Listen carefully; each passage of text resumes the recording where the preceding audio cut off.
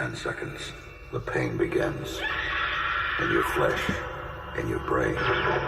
15 seconds. You can't breathe. It chokes you. It destroys you. 20 seconds. You explode. Experience the terrifying power of scanners. Their thoughts can kill. Rated R. Restricted. Under 17. Not admitted without parent.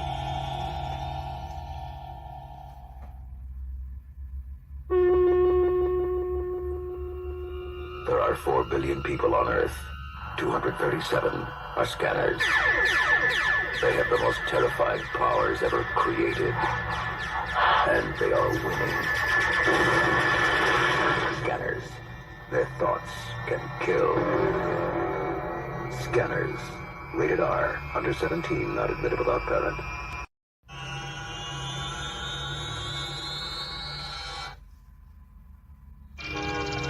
There are 4 billion people on Earth. 237 are scanners. They'll control your mind, conquer your will, and manipulate your body like a toy. Experience the terrifying power of scanners. Scanners. Their thoughts can kill. Rated R. Under 17. Not admitted without parent.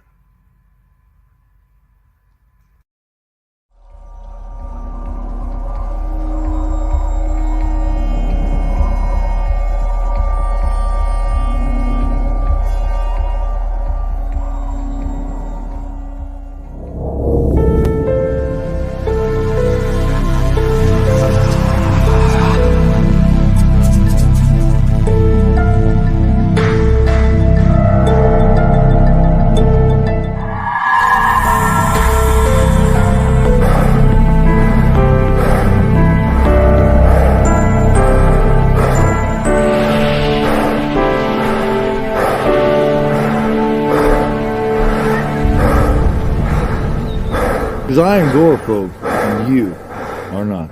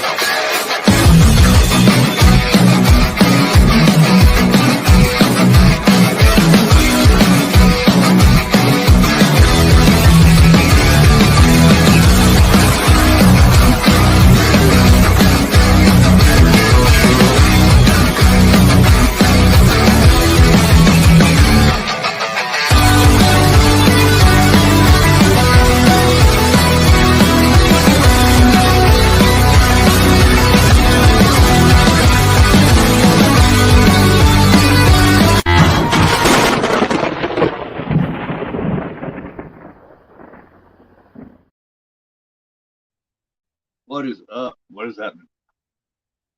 All right. Shit, I finally made it, didn't I?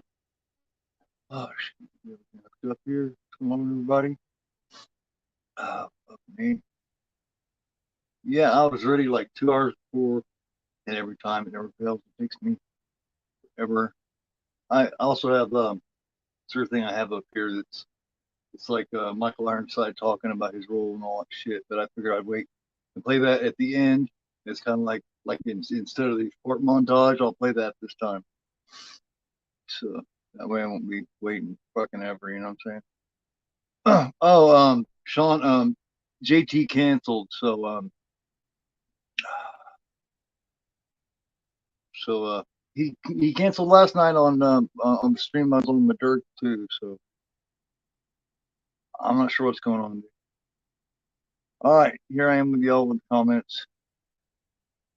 If it'll ever fucking work. All right, here I am. What's going on? Hey, what's going on, Corey? What you doing, man? Pat, Sean, Russell. Oh man, how you guys doing today on this lovely fucking Sunday? I don't know how lovely it is there, man. It's shitty here. Yeah, man. Figured I would spend a little bit of time putting together those radio spots for scanners. and also put together another thing with the it's like a trailer, and it's got Mick Garris talking about Cronenberg, and then it's got like 5 minutes of Ironside talking about his that Daryl Revick role. So, like I said, I'll play that after the film and all that shit. So, hey, Texas Rough, come on, man. Oh man,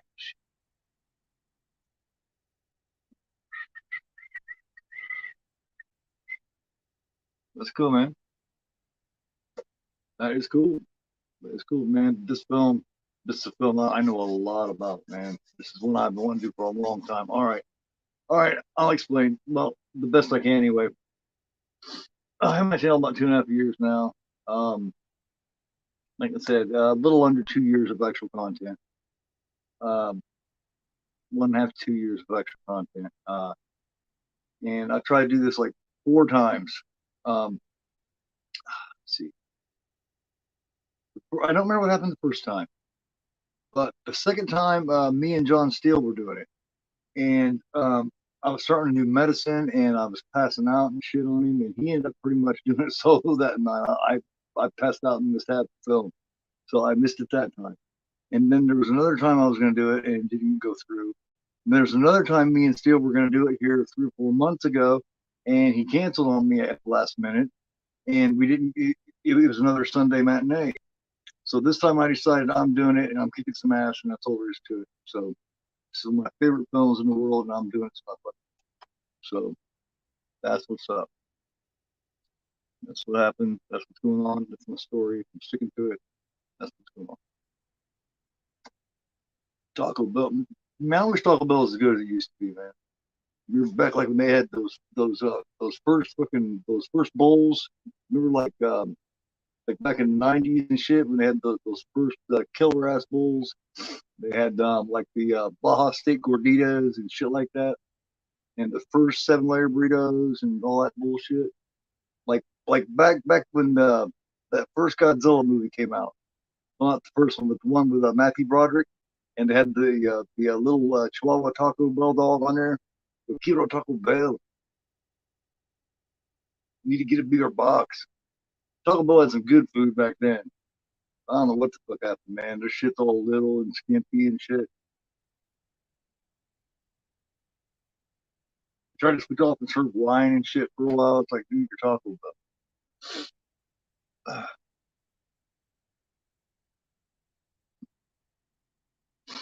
Yeah, man.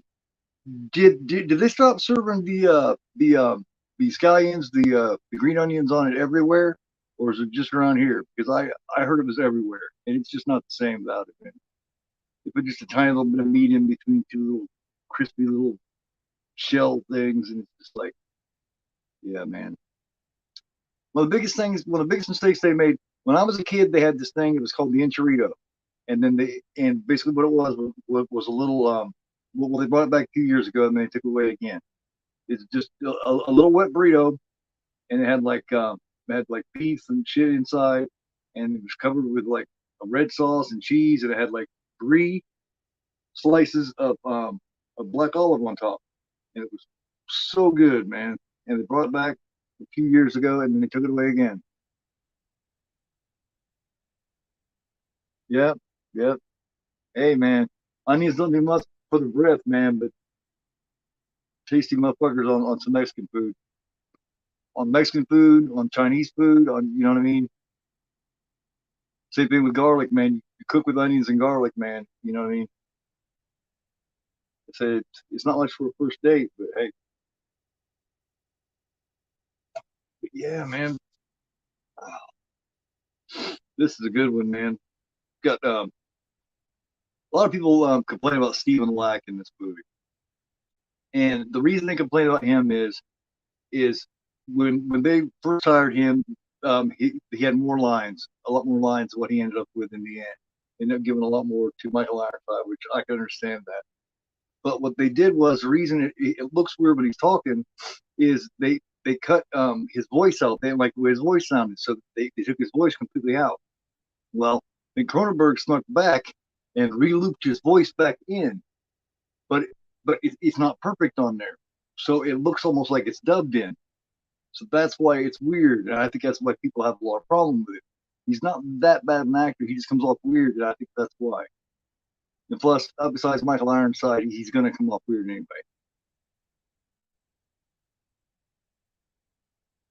Onion rings are killer, man. Breaded mushrooms are good too.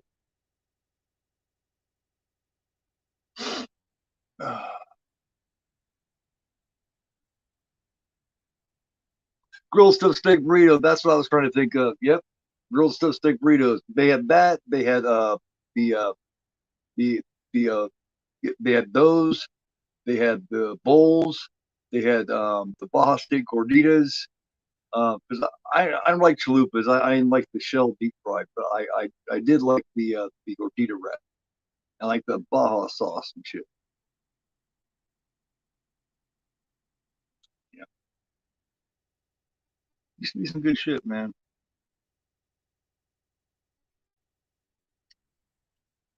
Yeah, but yeah, what they wanted Cronenberg to do is they wanted him to loop in a whole new voice for him because they didn't like the way his voice sounded. Because it does got an odd, it's got a weird sound to it. So what Cronenberg did was loop the same dude's voice, right back in there, and they listened to it and they were like, "Hey, see that sounds a lot better," and it was the same guy's voice, and but that's why it doesn't seem like it's coming from his mouth, and I think that's why people have a problem because it just kind of. Plus, he's like I say, he's in there beside Michael Ironside.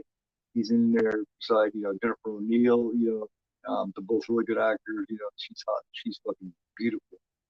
Uh, you know, um, then you've got uh, Patrick McGowan. You know what I mean? He was an actor for years. He's real good. Um, but yeah, this film's really got it all, man. This is my favorite Cronenberg ever. Um, this um, my favorite. I might be strange with Cronenberg, but my favorites of Cronenberg are Shivers, Rabid, Scanners, and then The Slot. Um, I don't know if I showed this yet. This this limited to 300. This number 70 is limited to 333 pieces. The new 4K German media book. Now I'm thinking about doing this next Sunday. Badass. We got another really pretty one too. I'm thinking about getting. And it's limited to 202, but only if I can get it for a good price.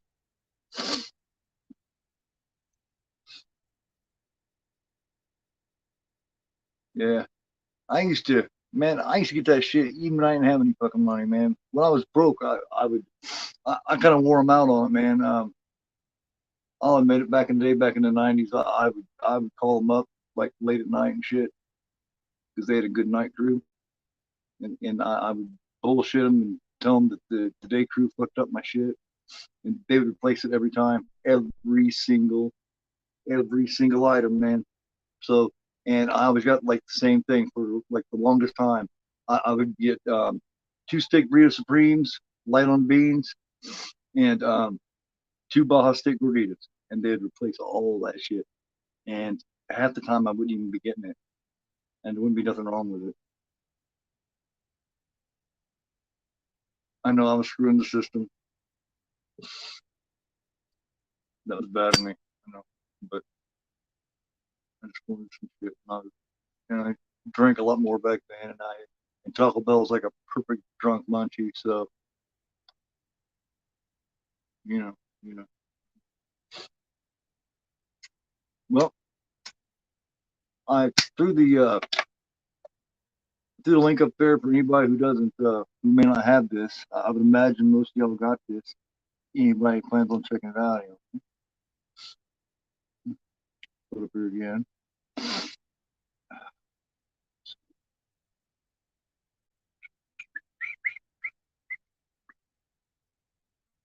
There you go. There it is again. Of course, I have besides the Criterion.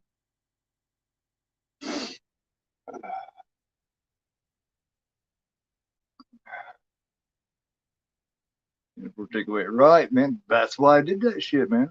See, you know what I mean? Oops, yep. Man, I must have got hundreds of dollars worth of that around that period, man. Because I worked maintenance at Comfort Suites at that time. I worked for like 2 years. I worked night maintenance, man. I'd go in at like 4, and I'd get off at 10. And before I'd get off work, I'd call them up and I'd be like, man, they screwed up. And then I would just stop back. I'd stop through there, pick it up. I'd go home.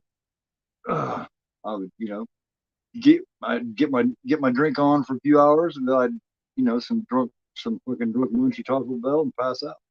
And then I started getting older and realized, I couldn't drink a half a gallon of vodka and eat 4 fucking items of Taco Bell and fucking pass out, man. It got bad. I got to waking up feeling bad.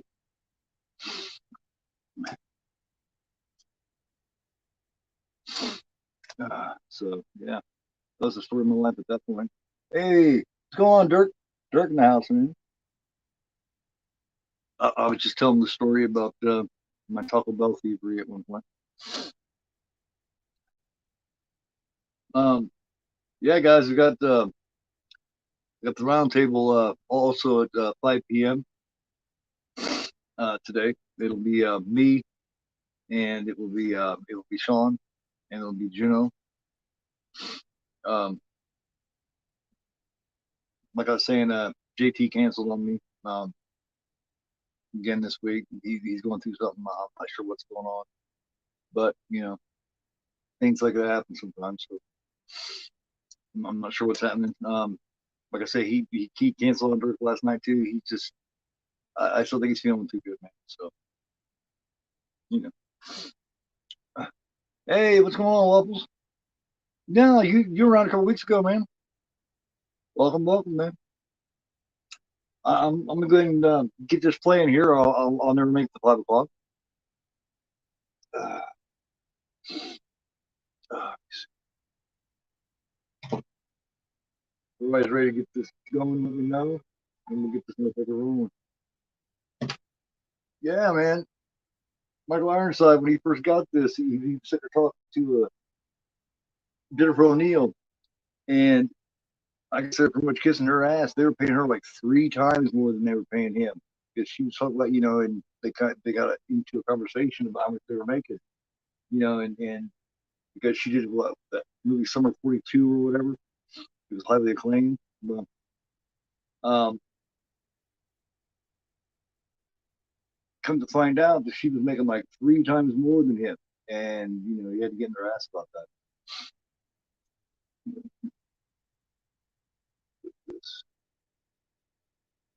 All right, guys. 5, 4, 3, 2, play.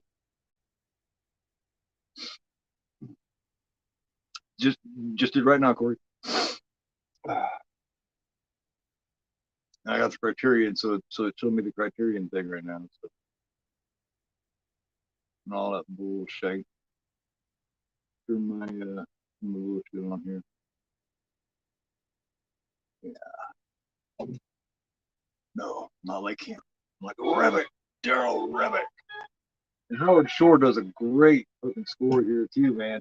And the film right before this, man, was The Brood, and the Brood score sounds a lot like this one too. It's got that same just intensity. And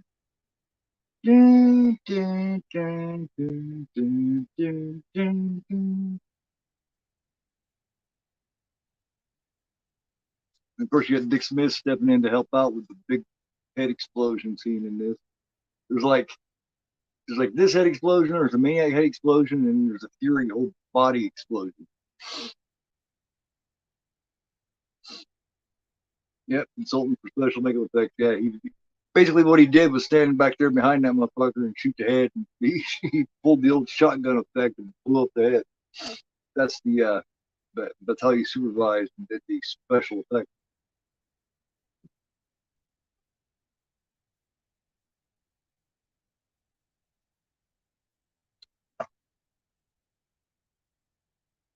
Yeah, I grew up on this, man. I had a lot of childhood memories of this. Shivers I actually caught late. Uh, uh, when I was a little kid, the only ones I knew of was this and the Brood. Brood fucked with me, man. Oh man, it is. Well, I was just talking about that a few minutes ago, Dirk. What happened? I don't know if you heard. What happened was is some of the executives didn't like him. They didn't like the way his voice sounded, so they wanted Cronenberg to dub his voice out. So he did. He dubbed his voice out, but then they went to looping, and he looped his voice right back into it. And they were like, oh well, that sounds better because they didn't know it was his voice. So I think that's why he comes off a little odd because it doesn't seem quite like his voice is coming out of his lips sometimes. You know what I mean? Because I mean it is his voice, but it's not. You know what I mean? It's not looped directly because he had to loop his own voice back in there. You know, and I'm assuming they usually don't do that. But yeah, all the executives, I guess, were like, "See, that voice using there sounds a lot better," and it was the same voice they heard before. But I think that might be why he comes off like that, for real.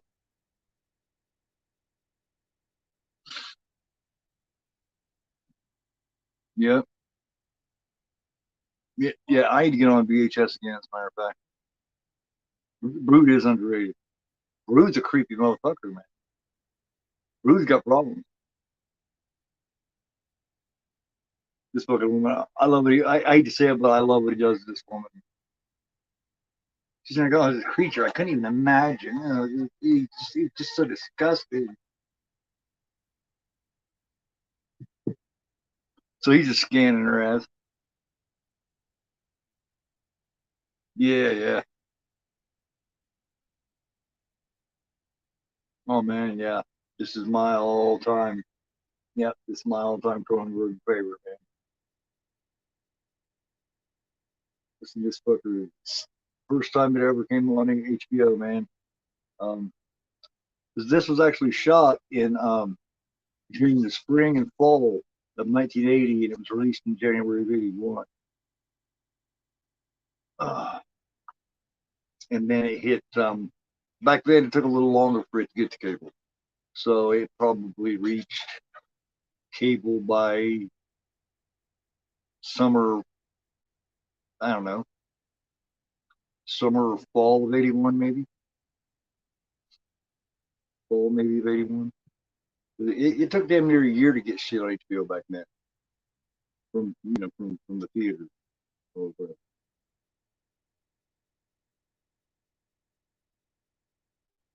wasn't quite the machine it is now, man. It would stay in theaters a little longer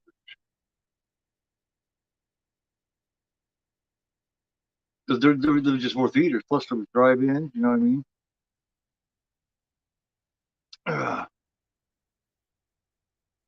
Yeah, this fucker is desperately trying to get away. He's just like, first of all, take the dart out of your hand, dumb butt. You know what I mean? That's the best way to keep the shit from going through your system. You know what I mean? Seems like if you take it out of your hand, maybe less shit goes through your system. I don't know.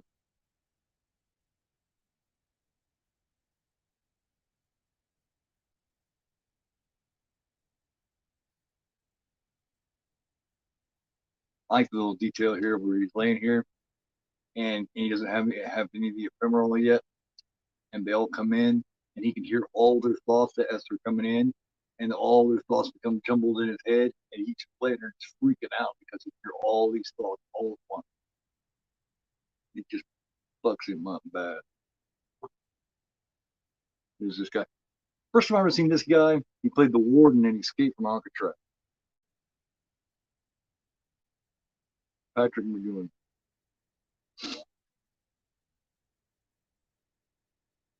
Oh man, yeah, I've seen him a lot of times. Yeah, that's most people's favorites, man. I'm not a fan of Videodrome. Dirt. I don't like it, man. There's something about that big infected vagina in the stomach. Just look, I don't like it. Plus, I'm not a James Woods fan. James Woods can act, but he just so slimy, man. I don't know. You know, he just so dirty. You know what I mean? Something about him, man, just puts me on the deep end.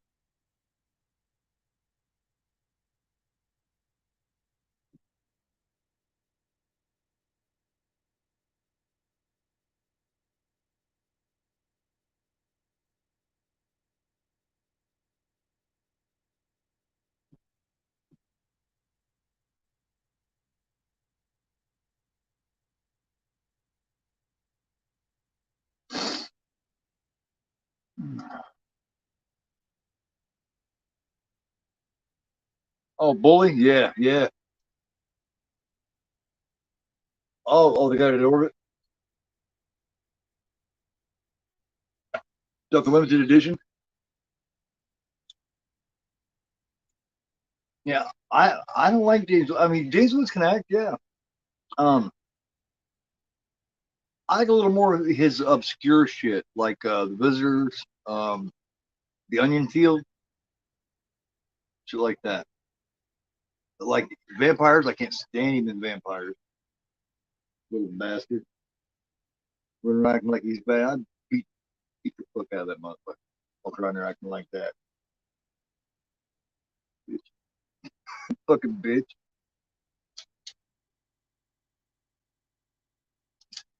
I haven't seen Dead Zone in years. I don't know what it is, man. My mom always fucking. My mom always loved James Woods. I just never did something about him, man. Just don't like his face. You know what I mean? I don't like your face.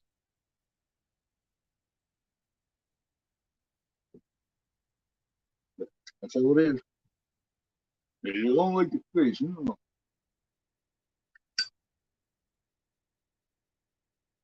So you can hear all them talking. He's just weak in the fuck now. And he struggled and fought so long, but he is just completely just weak. He just made him struggle through that shit all the time. That's fucked up. It's like, man, kill the pain, dude. Because that scanners, he could hear all of their thoughts all at once. Every one of them.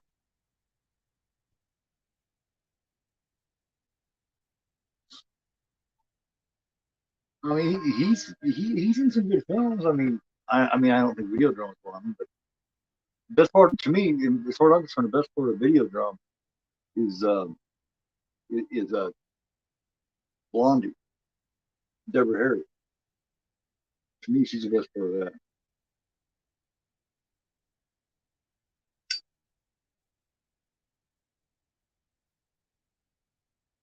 Cat's Eye's all right.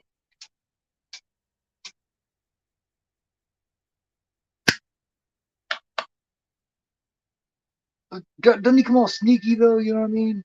Doesn't he just come all sneaky?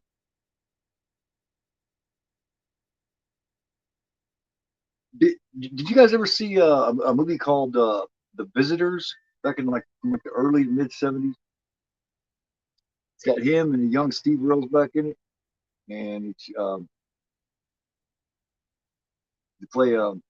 They were in Vietnam together, and they come to visit him and his wife, stepdad. His stepdad can't stand him.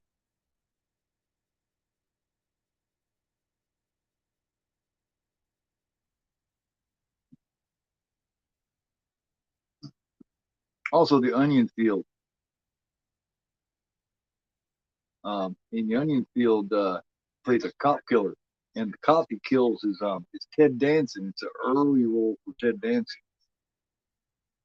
and they bury him and put him on the Onion Field. It's a true story, I do believe. Russell, you probably remember that one.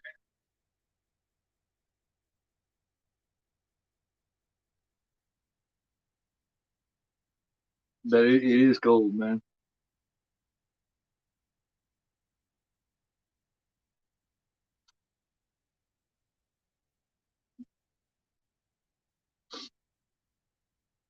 Ted Danson's young, and that motherfucker Onion Field. Yeah, yeah, that's Visitors is a weird film. It is. It's strange. Steve Steve Railsback's a damn good actor. Most people don't even know. Most people don't even know how good he really is.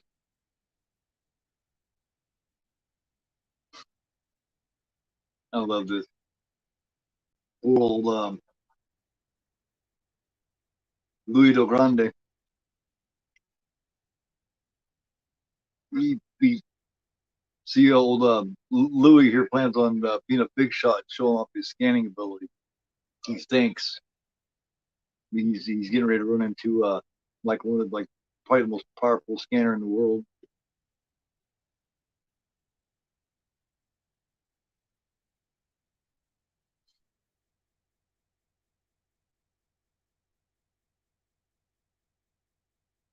Revit just got almost like orgasmic looks on his face. Revit does. He just dig it. He's loving it. Man. He's just getting all up in his fucking brain.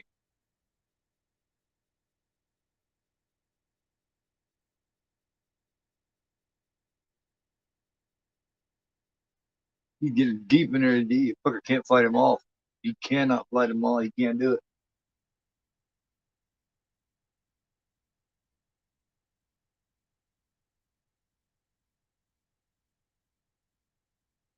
We're enjoying himself. He's just toying with him.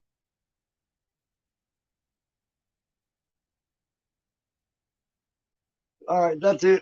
I'm done toying with him. Boom, boom. Oh man! Wow, you're one of the few people that know about that Ed Gein film, Dirk. I've been trying to tell people about that Ed Gein film for years, man. That's the best. That's the best Ed Gein film around, man. He plays a good Ed Gein.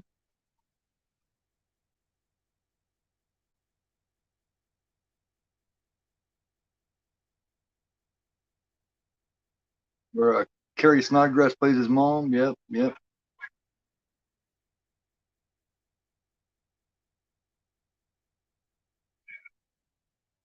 Guy, booby loving snake. You can't lie to me, and you can't lie to God.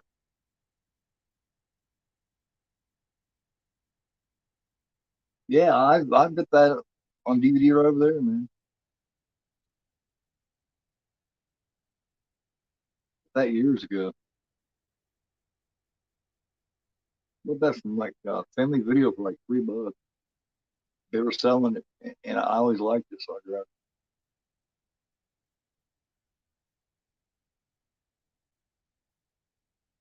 it. I always wonder how in the hell they didn't see that. Plus, the guy's acting all fucked up now. Okay. Yeah, man. That, that's yeah. I always thought, most people talk about the one with Kane Hodder. My only problem with the one with Kane Hodder is Ed Gein was a tiny little man. He's a small little guy, and so is Railsback. Just like Railsback, in my opinion, played the best Charles Manson too, back in '76 and Helter Skelter. He does a great job of both of them. Helter Skelter is the one where um, Marilyn from Texas Chainsaw Massacre plays Linda Kasabian. Marilyn, which in my opinion, best performance of any final girl of all time. That's just because she was really freaked out. She was going fucking crazy.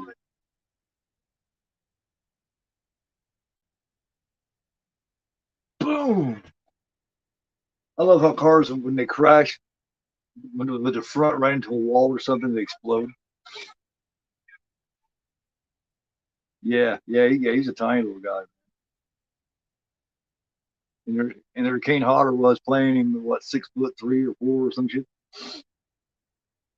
Which, I mean, I still haven't seen that one because I just couldn't picture Hodder, playing him. Plus, I had already seen that one with Rails back in. I was satisfied.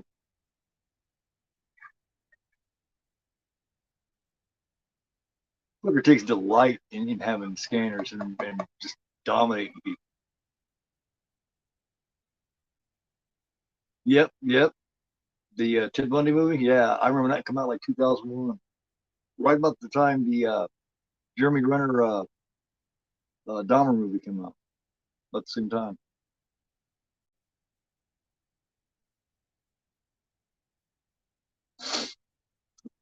I still haven't seen it yet, Corey. One of these days, I'm gonna have to give it a shot just because, man, just to say I did, you know.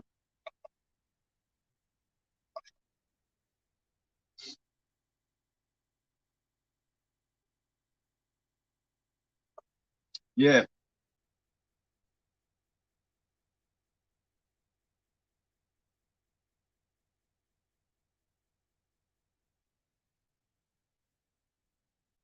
dude makes the scanner like an art form. You get the head movies down and everything. He's like just feeling that shit, even his moan. Telepathic curiosities. Telepathic curiosity. Definitely. Life Force is pretty good. Yeah, that's different, man. That's different. Space Vampire. Oh man,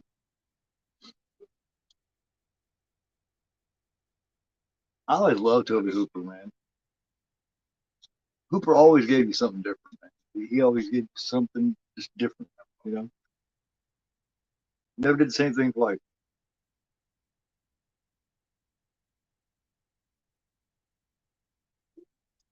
Yeah, I seen the second one a long time ago.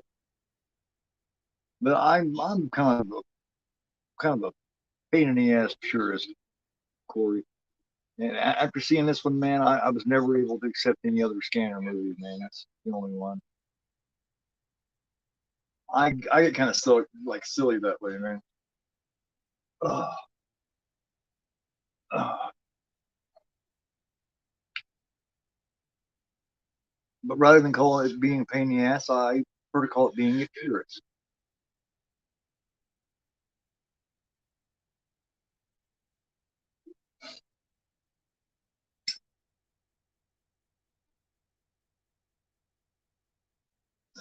These these curiosities.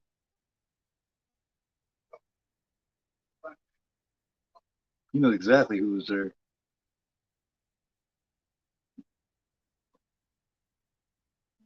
You know? Yeah. I don't remember it very well. See, so it's really actually kind of wrong of me to even really. I mean, I really couldn't say anything good or bad 'cause I don't remember. It was a long while back. I wasn't. And I didn't really remember it. And I remember I was talking to Phil, and I remember asking Phil if they were actually sequels. I didn't remember. You know, I don't I don't remember if Phil was able to give me an answer or not. It's like Phil gave me like a double answer, like a yes and a no. Like a yeah, they are, but then again they're not. So I was left going, okay.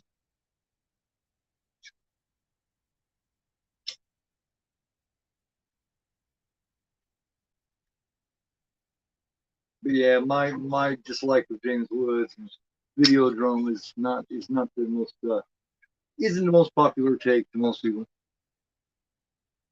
Most people don't understand why I don't like it. I haven't seen it in many years though. I mean, I've probably seen it 20 years, so I probably need to give it another try. After 20 years, a lot of shit can change. One of these days I will.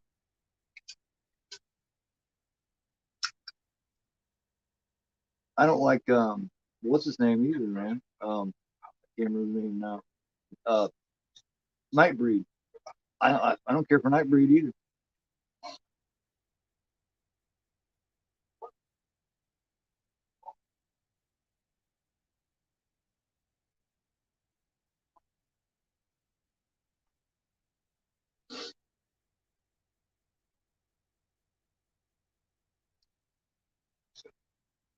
Oh, are they?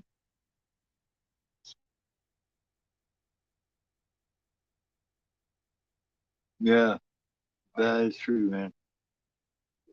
You kind of come from the same area of thought that I come from, Dirk, man. I always, a lot of it starts with yeah.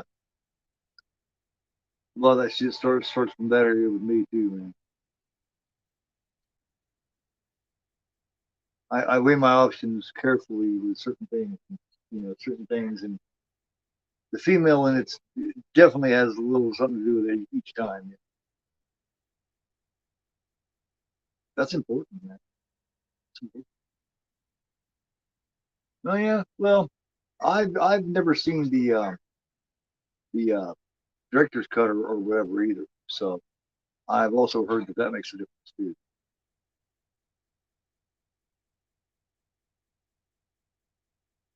Most people do like it, man. Most people do like it. They're, I'm just weird. Yeah, if I ever do watch Night Breeding in it, it'll be director's cut.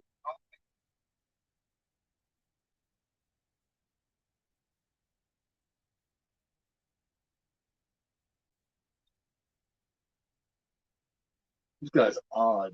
The fact that we're doing is he's a strange dude. Um, I guarantee you that this guy acts just like this in real life. You know what I mean? This is how he acts.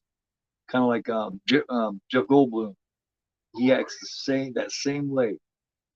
All of his films, he has that same odd way about him. He acts the same way in like interviews and shit. Michael Shannon's the same way. He acts the same way. That he got that odd feel to him.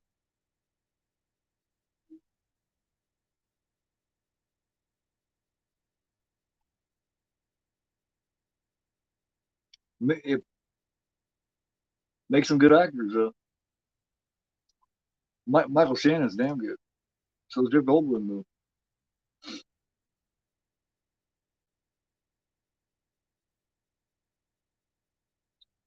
Yeah, I'm not even sure what the hell the Kabal cut was, man. Reduces the skin members. Everything is we think. We get after all. Looks close to the think. Mm-hmm.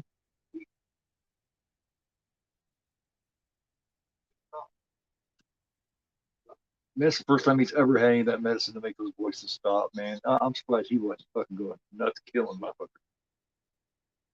Can you imagine that shit? He's like 30 years old, 30 some years old, and he hears this shit all his life, all these voices. He can hear what everybody's thinking all the fucking time. That's crazy.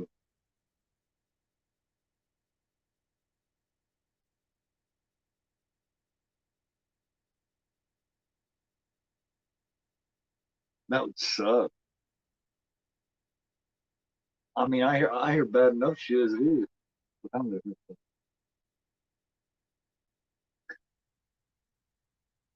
Might go get one. Time to try it up.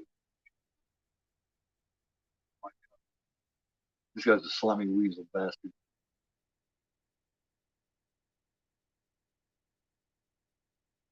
So if he's supposed to be 22 here, that would have put him being born in 45.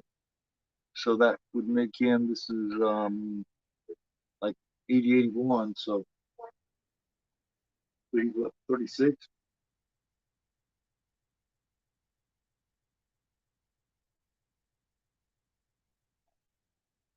Yeah, yeah, I do believe. Yeah, if he was 22 and 67.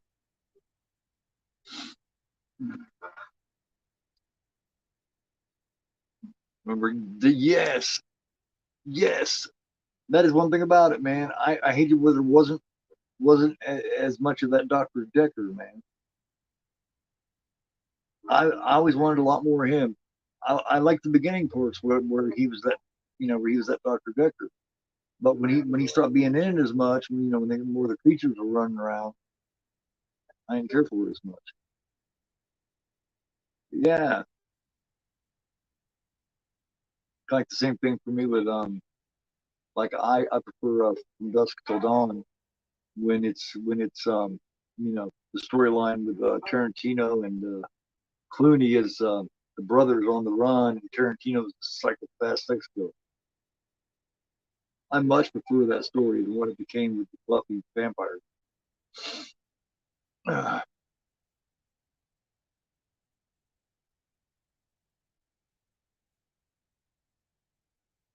I'd love to have got a whole film with Tarantino being that perverted sex killer, man.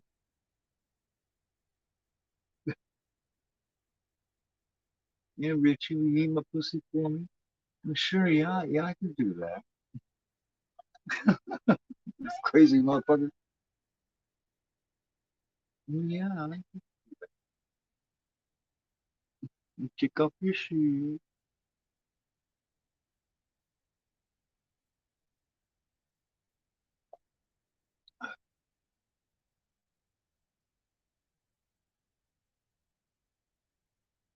Like, damn. Well, no, no. That's not you, not quite. He's fucking fat shit crazy. He drilled a hole in his head. Like, I mean, you can't blame him. I'm surprised Cameron didn't drill a hole in his head to let the voices out too, man. Damn. Something's been happening. The motherfucker's been getting out somehow. Should be hitting the fan on that. The show. Um, well, cool. We got 3 hours on that. We got plenty of time.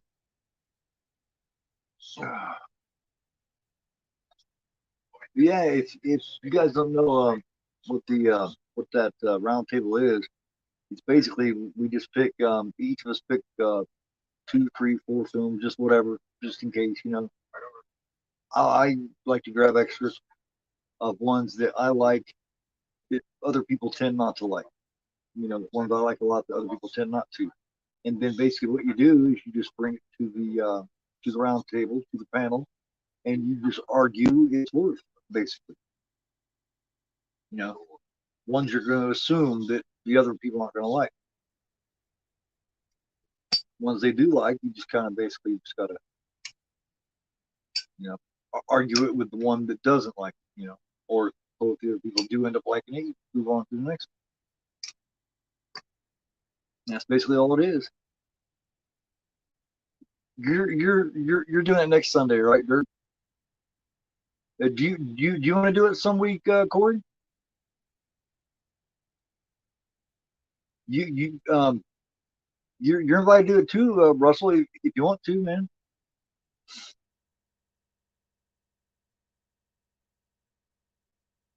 All you guys can.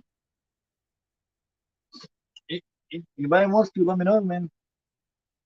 Anybody wants to do a Sunday because I never want to do the same people. I want to change people every Sunday. Now reuse people eventually, but I never want to do back to back Sundays with the same people. I'm going to try to rotate people out all the time. But next week I do believe it's Dirk and Eric and maybe Chris. Chris might be there too. Right, that's projecting. Yeah, I I didn't care for Ari's latest movie, man. I liked Ari's other shit, but Bo, man, I don't know, man. I'm still trying to figure out what the fuck's going on with Bo.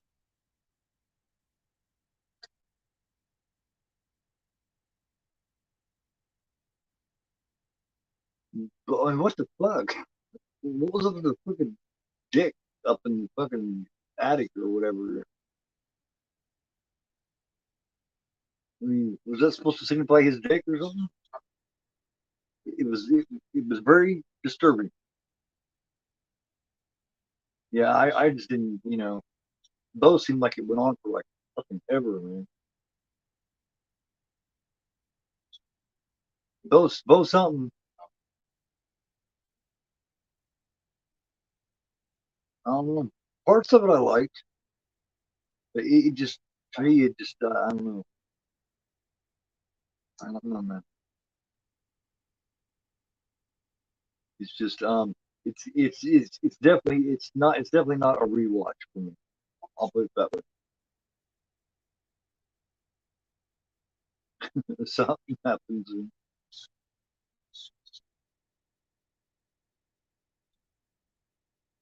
that was some fucked up shit, man.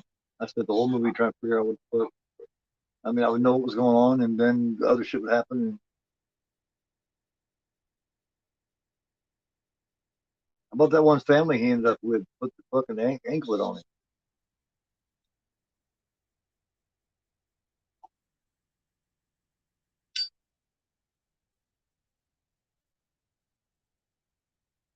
I mean, I understand what the whole, the whole ending and shit. I get what it came down to at the end. I get what the whole message was, but it's like it just, I don't know. Fucker's starting to realize his powers and shit quickly now that he's getting that ephemeral.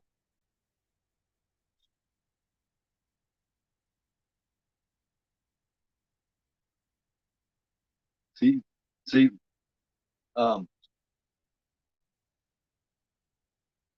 Daryl, Daryl's been getting ephemeral for a long time, so he's been able to master it. But they're the only two that was, of course, the first two to get it. They were the original guinea pigs. Of course, I assume everybody here has seen being brothers and all, they don't mean much. Well, I mean, I basically know what it means and shit, man. It just like, it just, yeah, I don't.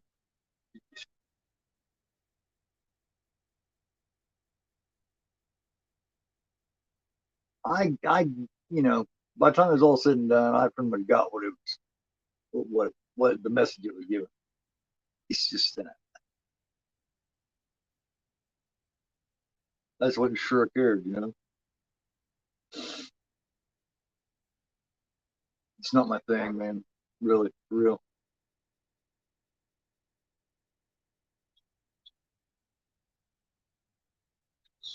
And that's the first one of his films that I didn't care for as much. I didn't hate it, but it's just um, it's just not anything that I'll rewatch. I don't think it has much rewatchability. That's my thing with it.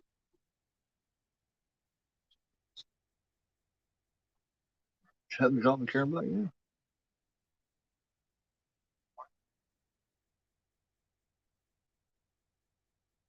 Yeah, probably.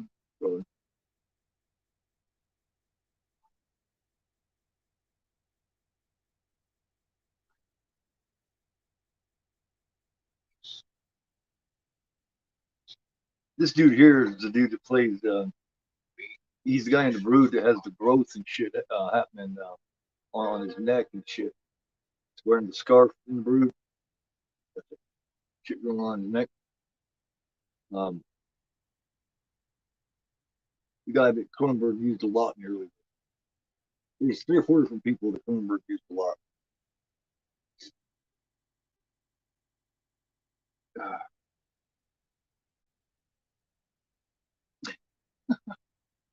I sit down and watch it straight through, man, and it seemed like it was fucking like 4 or 5 hours.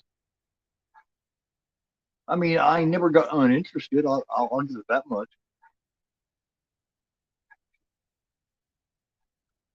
I just I just don't see a time when I'll be ready to do that again.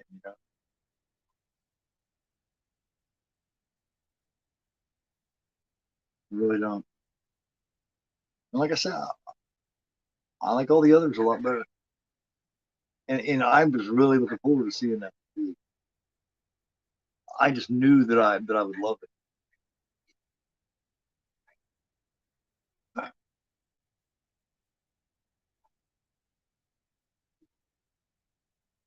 Because I like Asper and I like Joaquin Phoenix. So I was like, man, I'm gonna love this. And then I was halfway through, and I was like, man, what the fuck? This is so good.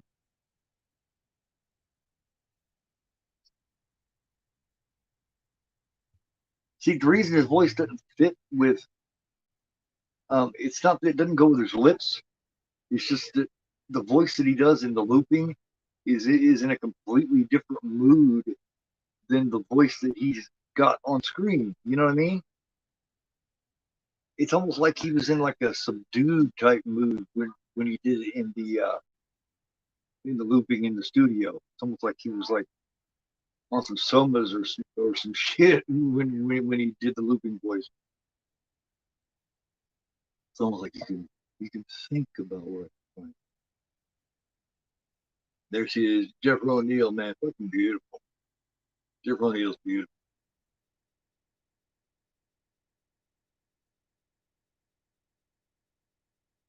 It's like 4 years after the psychic.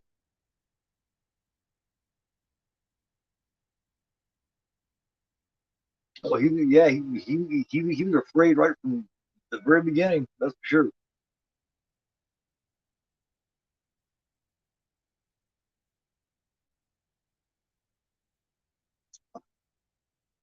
But yeah, I think that's what it was. Now I just think maybe he just popped two or three songs or something, and went to the looping, man, and just he was just like really calm when he did the voice group. And it just doesn't fit the wide awake nature of him, on the screen here. That could be it. I think I might have figured something out. I guess why it doesn't matter. Supposedly that is his voice. Because it never changes. You know what I mean? It's always that same tone. This fucker's voice just doesn't change, man. It's like Benjamin Pierce meets an adult. There's like no emotion at all to it.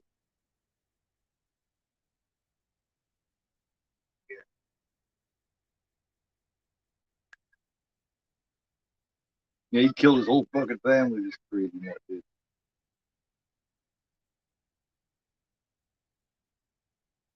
You know,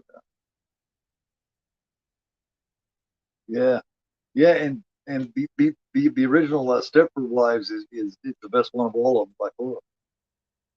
I like the original Stepford Wives a lot.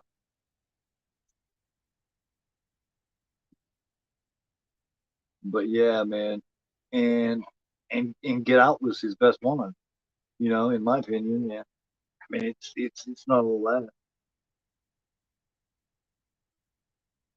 I didn't care much for No for any of those, man. I just didn't I just didn't get it. It just didn't click to me for some reason. It just was like it's like well, that's all right. I mean he's not bad. He's okay, I guess.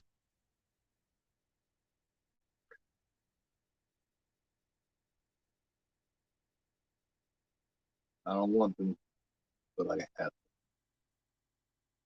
How silly. Why?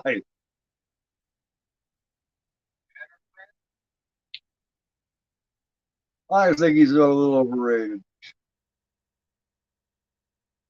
I could feel that way.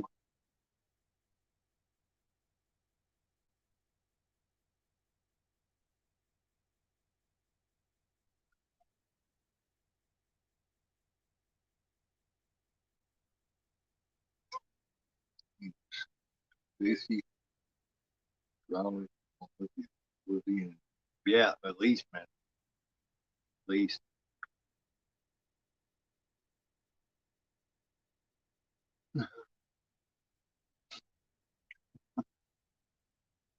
Definitely, man, definitely.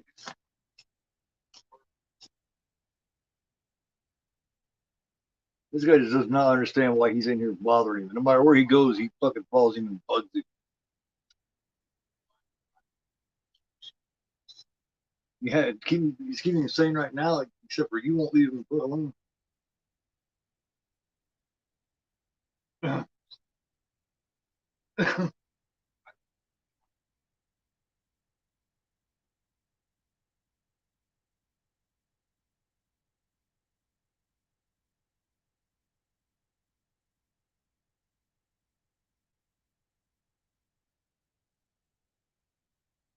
Why, you never seen Scanners, Eric? Yeah, man. That's crazy, dude. You got to see Scanners, man. I have to see it, dude. I understand, dude. Oh God, you got to see it. It's like one of my favorite films on the planet, dude. Best shit Cronenberg ever did.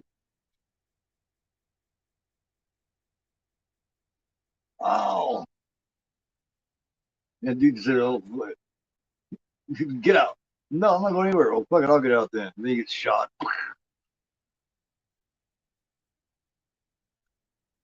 All right, man. Yeah, there's a lot to you, man. See, well, shit, I'll be talking to you sometime this week before next Sunday's thing. So, I'll be talking to you. Yeah, man. We'll be doing a thing next Sunday, and then I got the interview with you and all that kind of stuff. And like I said, we'll be talking this week. Yep. Let's look back to you, man. Take care, man. Gotta see Scanners, man. Got it. I insist. You got to, man.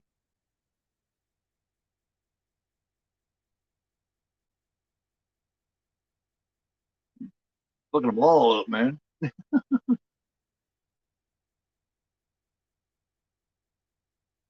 I don't know how are you with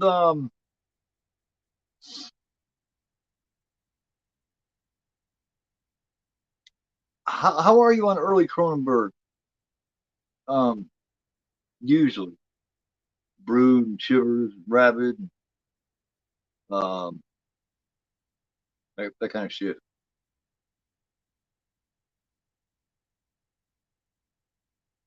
Of course, a lot of people haven't seen Shivers.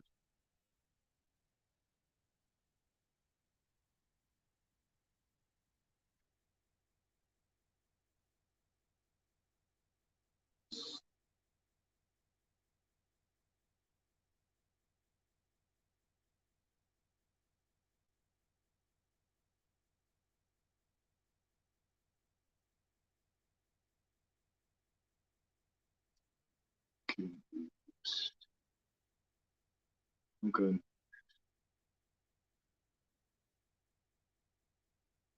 No, it's not nearly a lot of his early shit was really big time in body horror. This is probably the least body horror. This is more, um, you know what I mean?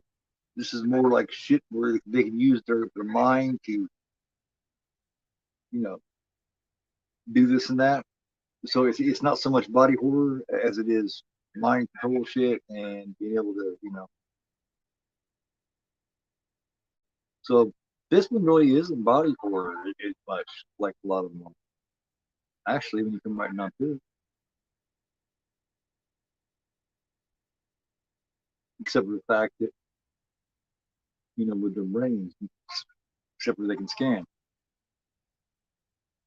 The Shivers, man, Shivers, you got the fucking little parasites. Basically, what they are is just little is basically little STD parasites, and Rabid, she just got that where she can just transmit fucking, you know, shit from person to person, and fucking basically makes you fucking, you know, violent, killing motherfuckers. And then the brood, that's all about, you know, things that you can suggest in your mind. You know what I mean? What you can think up, and your mind being so suggestive that you can actually produce it. You know what I mean?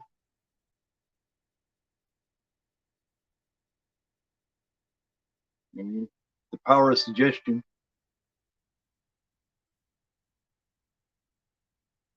Oh, I guarantee you, he's definitely seen The Fly. I guarantee you he's seen that one. I think everybody's seen that one. The Fly is great. Fly is one of the greatest remakes of all time. That, The Thing, um,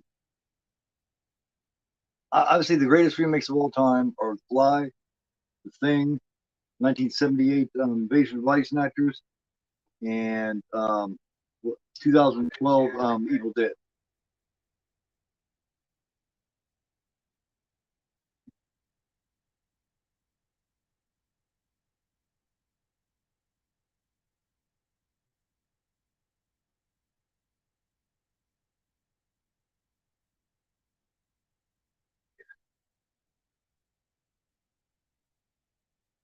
I haven't seen Naked Lunch yet. I haven't seen a lot of newer Cronenberg.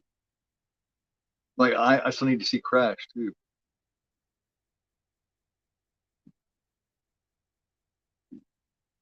He sort of changed on me for a few years there, and this last newer one that I seen, I think was fuck man, History of Violence maybe.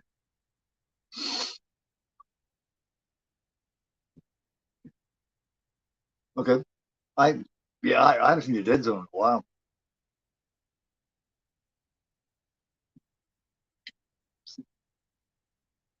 Yeah, I used to watch that one a lot when I was younger. Martin Sheen, Chris Walken.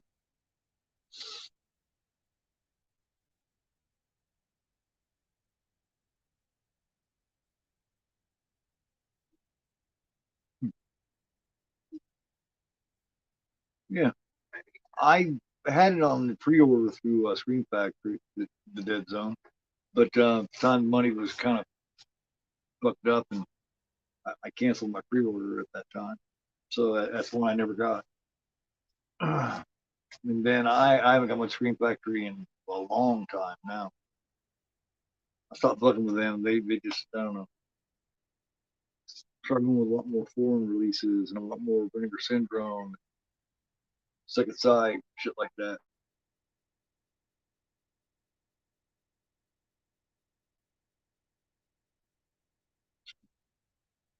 Screen Factory's quality is so bad.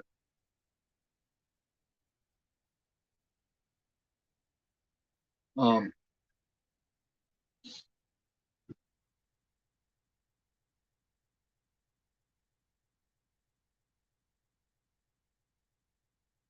we just all sit here together and just kind of just meditate together and just kind of share one brain, basically. Yeah, History of Violence is good. Yeah, that was the first time that him and Viggo Mortensen ever worked together, and then after that, they ended up working together a few times.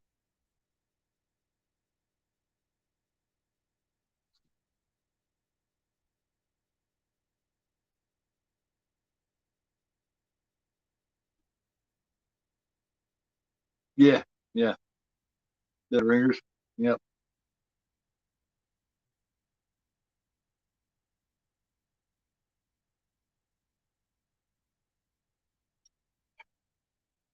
Oh God, man, smack! Plus his ass on the 47. Now that black dude there, he was in Shivers too, and I do believe he was in Rabbit. I don't remember if he was in because he's the guy that's fucking with the Doctor Saint Luke, down in the basement there in the trash room in Shivers. He kicks the Doctor in the ass. I remember. I don't remember if he's in the Brood or not, but he's definitely in Shivers and Rabbit.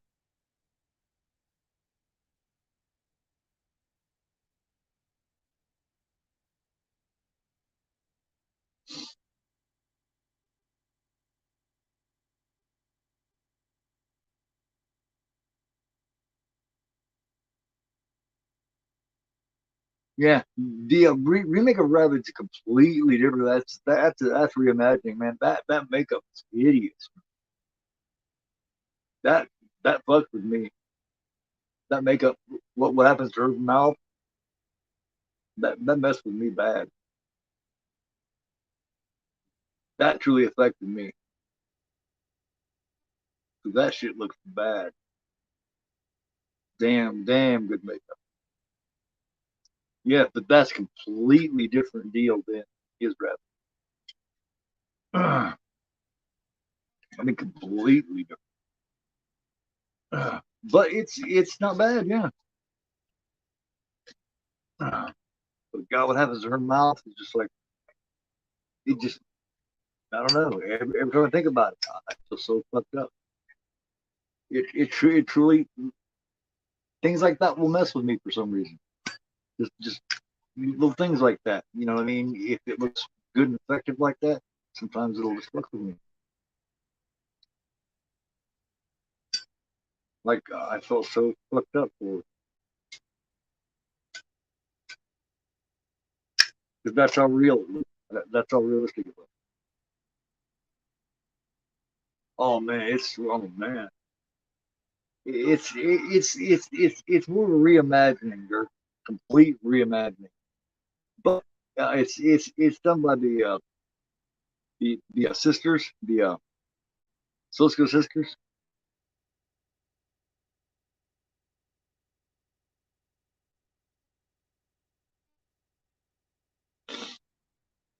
Yeah, CM Punk's in it too. Yeah,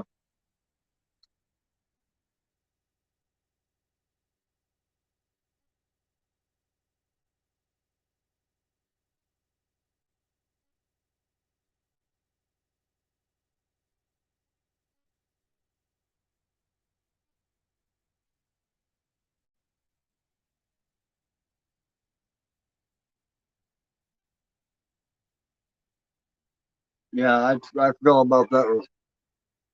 Yeah, Punk.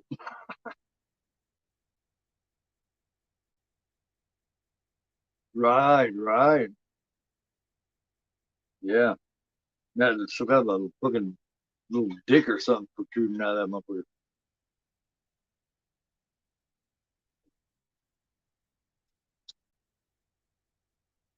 And she does a kick ass job in that, man. That's her only legitimate acting job she ever did.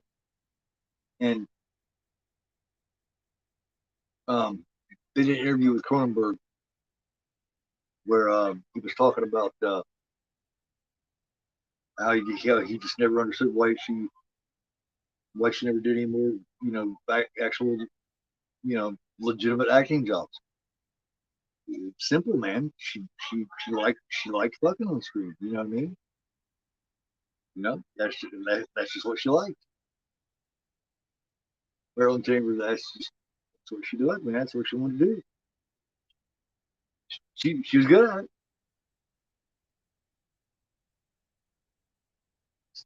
Too bad because she does a pretty damn good job in that, considering a lot better than what most porn actresses would have done. I'm telling you, most of them had real skill like that. She had real skill, especially considering that's the only legitimate job she ever had. I was very impressed.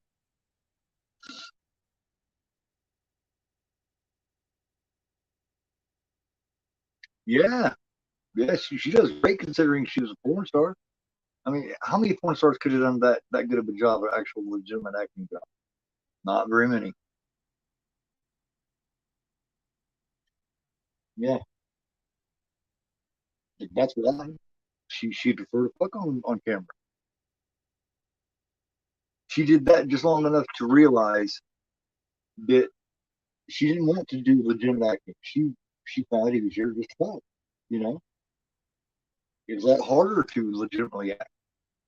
She didn't want to fuck with that. She's like, no, I would rather make my money a lot easier than that shit. So fuck that. I'm just gonna fucking suck and make my money easier than that.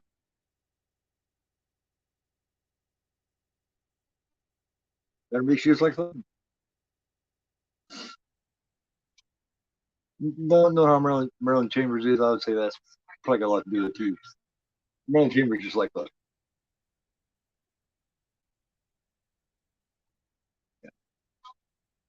Some porn stars, you can just tell. You can just tell Bates like that. Period. End of story. All right, man. Take it easy, man. I'll see you in a little bit. What time is it? About 2:30. All right. See you about 2.5 hours.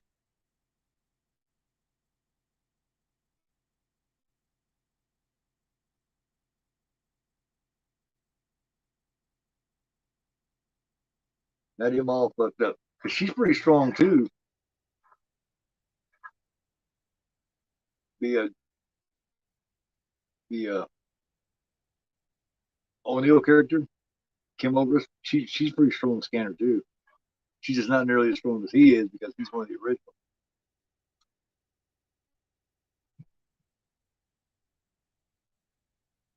Him and his brother are the two strongest.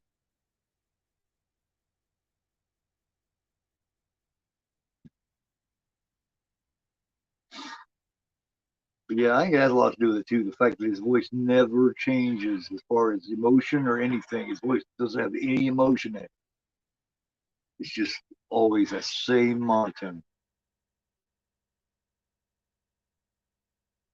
That's that's it.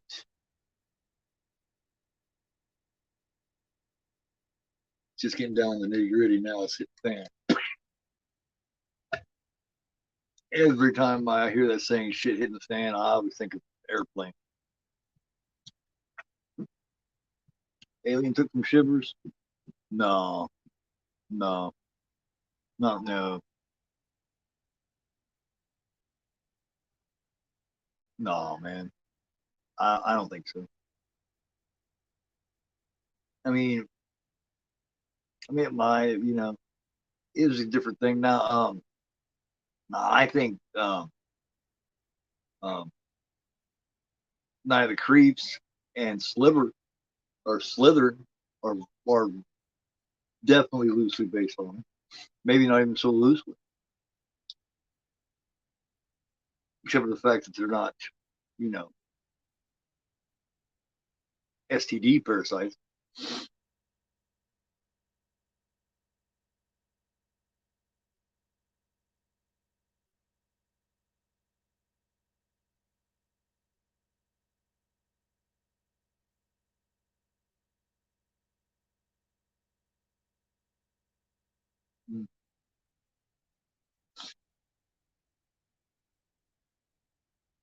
He even walks around kind of emotionless, don't he? He just kind of he's just kind of like a I don't know, man,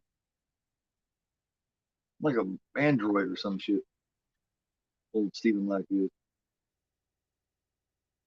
Just that's what it is. He never shows any kind of emotion. Yeah. Well, I mean, but yeah, that they he looped his voice back in and just told him it was a different voice, which I think's funny. That they bought, they're like, see, that voice sounds better, and no, it doesn't. Um, and I'm not, I don't think he's a shitty actor. I just don't think that he can, you know, he, because still at the same time, he still doesn't convey any emotion with his face, with his body. You know what I mean? So when you mix that monotone voice, it never changes. With his face, it never changes. With his body, it never changes. So it's like I'm not sure if you can be a shitty actor if you just don't act at all. You know, he doesn't act at all, man. He just kind of just goes in there and just kind of says some shit.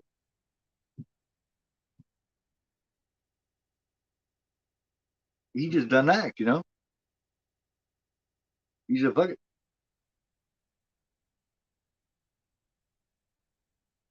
I resent that. I'm not a shitty actor. I don't act one bit, motherfucker. I resent that.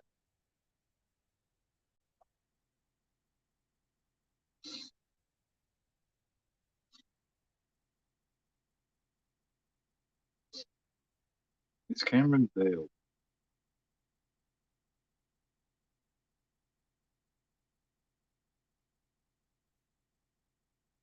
he just comes off odd, you know. It's very strange. Yeah, I'm not sure if he's. Yeah, I'm not so sure that he's bad. It's just that he's just nothing, you know. He's just vacant, just empty. Especially beside great actors like Patrick McGoogan and fucking Jennifer O'Neill and Michael Ironside. You know what I mean? He's like beside some heavy hitters here, and so they really make him seem bland. So because everybody he acts beside is good, even the dude playing Kelly. He's got a good cast.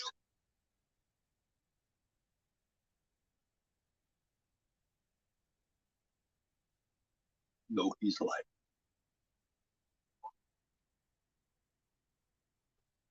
maybe he's homesick.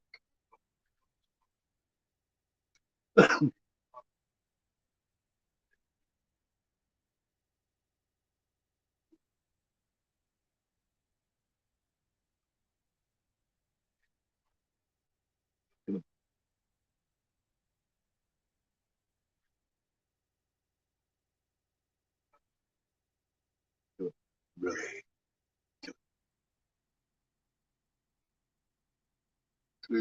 Yeah, God,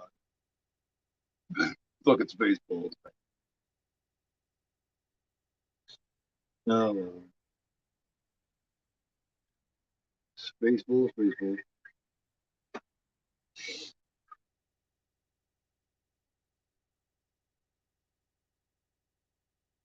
The in between the filler music here in this film was really odd too. But like this here, this is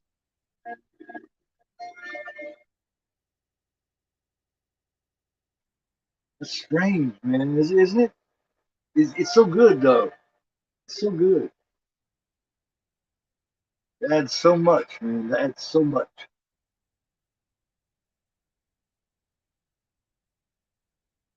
It adds so much, in my opinion. Hell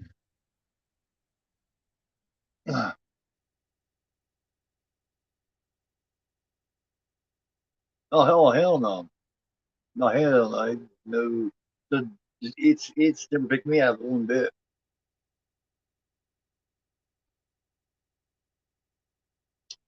Actually, in my opinion, it kind of adds to it, man. He's got such an odd vibe to him.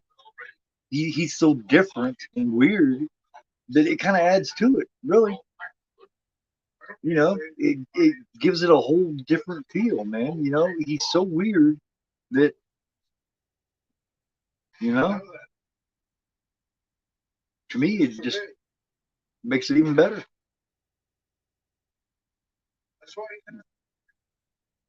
because he's unusual.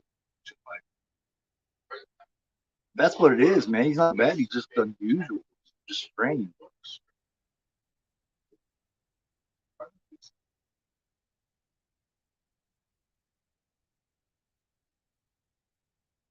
Motherfucker is slapping the fucking head in the ear and the neck and in the fucking face. Talking shit, motherfucker.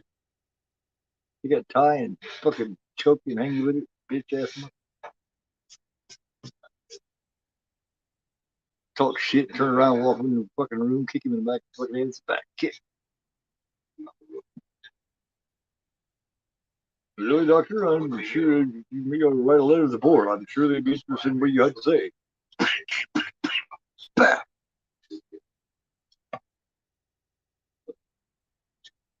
Pansy ass. Bitch.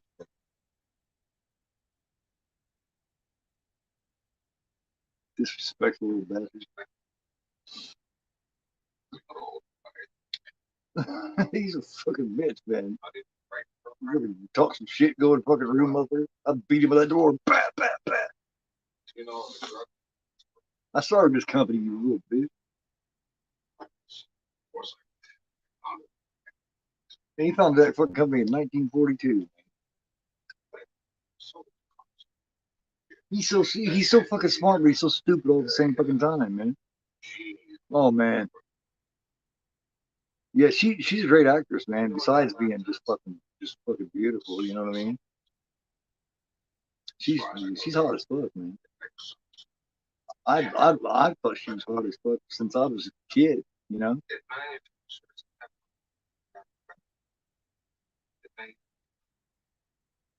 When I first seen this at 8 years old, I remember seeing this thinking, God damn, she's pretty, man.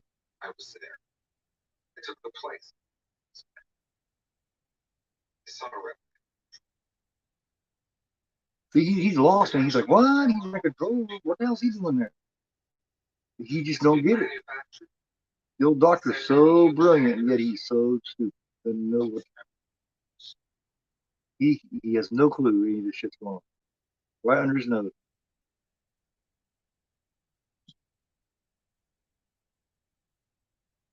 Damn. Yeah, yeah, he's telling us about that, Russell. That's cool as fuck, man. Yeah, you're saying that in the comments. That is cool as hell, man. I'm not big on. I'm not somebody who's big on. I was telling you this last night. I'm not one to do interviews,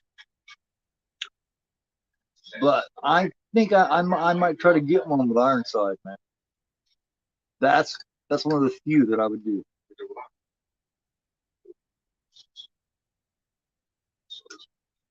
That's one of the very few that I would actually do. Oh yeah, psychic. Yeah, that's what I say. This does me about 4 years prior to this. Um, she was in a few films. She was never in a whole shitload of movies. She was kind of picky about what she did, but I much prefer when she let her hair grow. Like I think it's Summer '42 she's in. So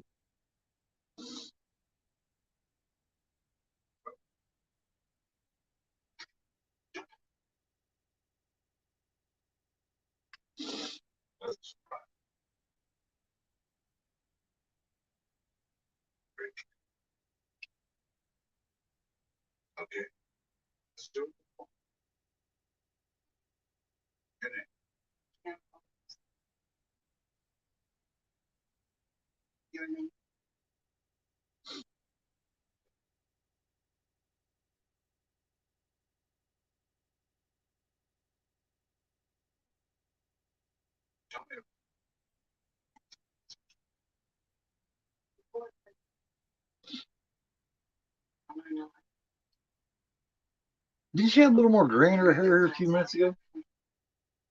I could have sworn. No, yeah, she still got a little bit right here, doesn't? Yeah.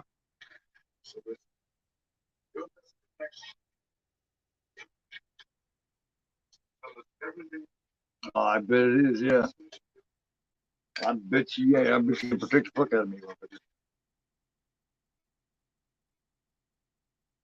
That's why you're really shutting the fucking cameras off. You're silly, man. You're so silly.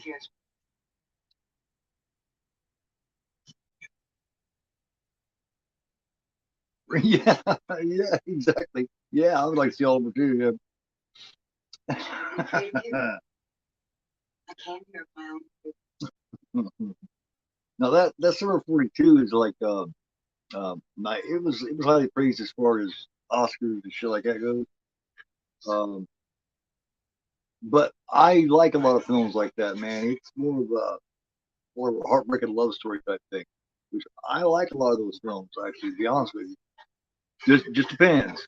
Just depends. It has to be done correctly. It has to be done right. If it's done right, I like that kind of film.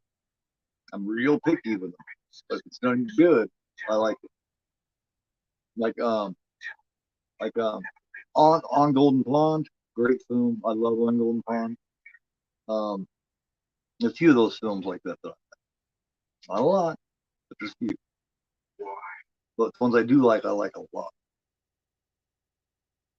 Yeah. Now, I'm not sure about her filmography, man. I'm not sure what she did, but I know she did a bunch of different shit, obviously. Look, she did a Summer 42, and God, a couple other things too. She did this, a Cronenberg. She did a fucking Fulci. She's been everywhere. I don't think she ever did the same type of thing twice. So,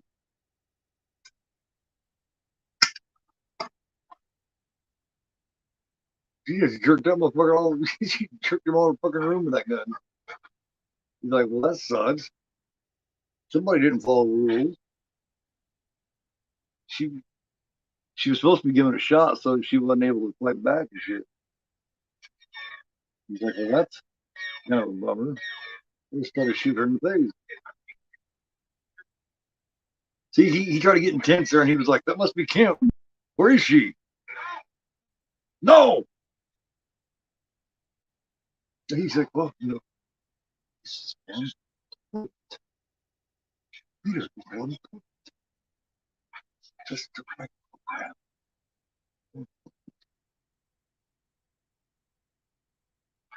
Program is the past.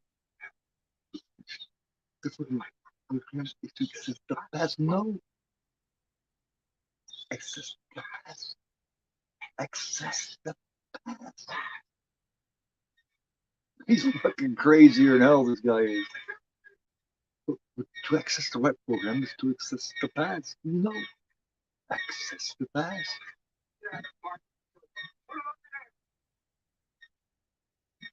Right? Yeah, yeah, absolutely, man.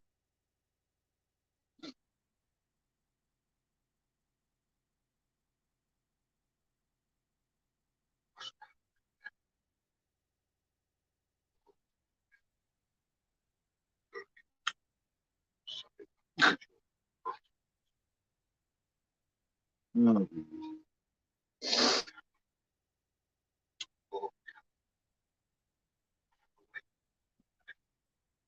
no, it's hard to happen.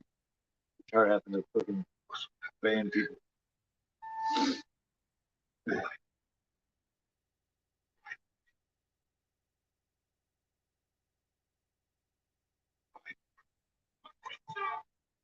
Now he's talking to himself and yelling at himself.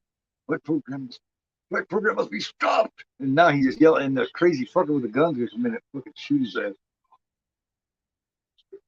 He's having a full conversation with himself. You're not supposed to actually out loud have a conversation like that with yourself. I don't think. I don't think. Wouldn't bet on it.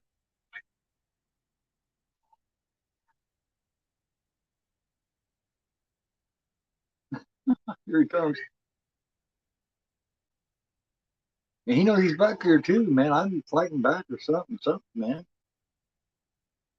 Put a gun that close to my fucking head, and I'm, you're not gonna be able to shoot me with it. Put it that close.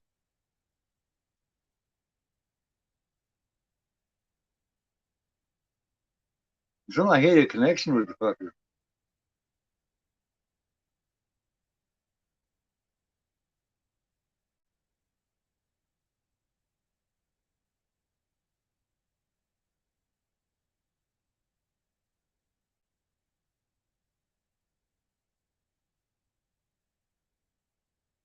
I love this part, man. I fucking love this part. When they fuck these two security guys up, this is excellent.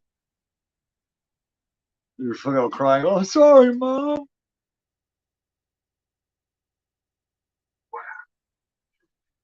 Is it? Shit, New York's on YouTube. Wow. I see where Scanners is on YouTube.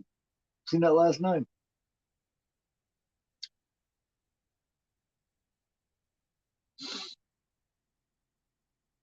Here they are. Here's these two fuckers.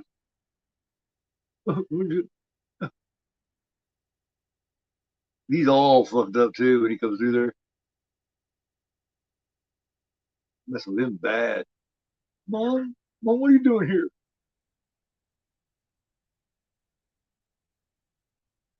I'm sorry, Mom. Mom, I didn't.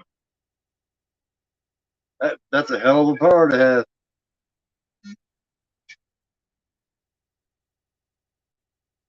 Flower in his mouth. Huh.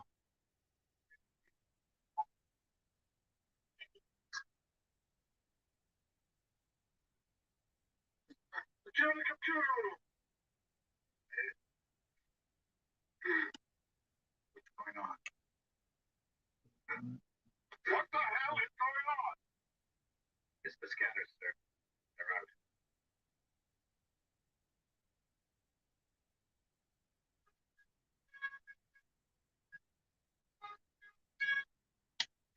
Italian film.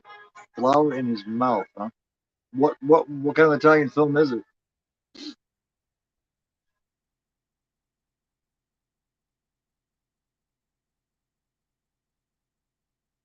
What he does here is some badass shit, man, with his phone. That's fucking fucked up.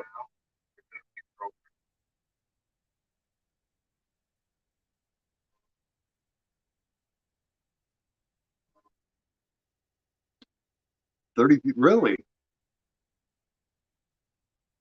I know she was in 30 fucking movies. Must be a lot of shit that I don't watch, you know?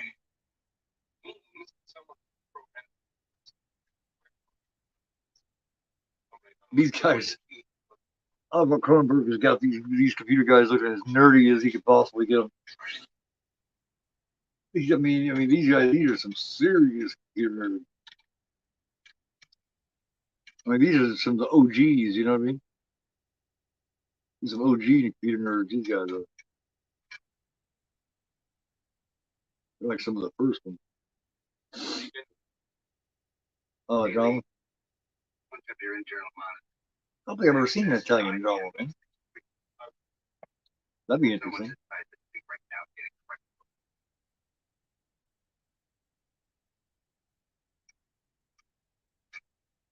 Old school computers. Look at these fucking computers.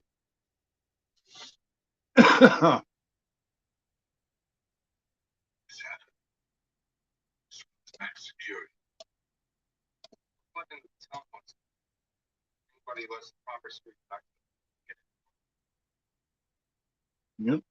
All it takes is the right. All it takes is the right numbers.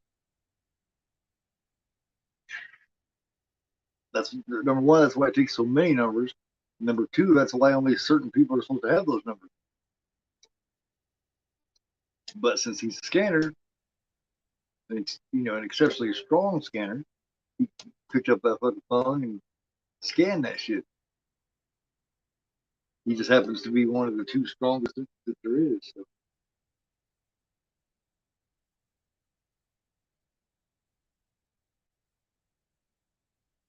Getting all them names. Liverpool, England.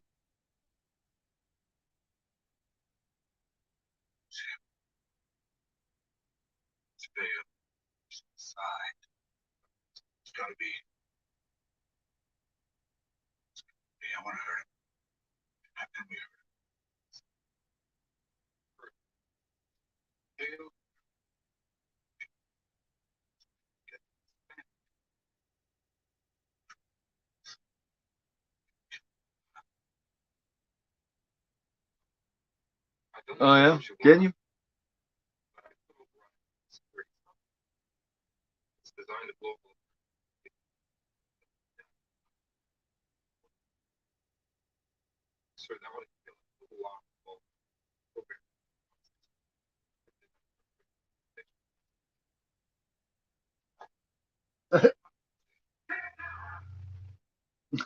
He pulled a gun. He said, "Here you go.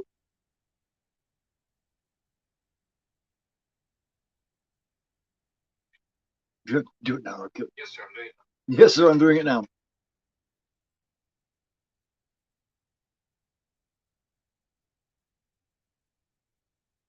Yes, sir. I'm doing it now.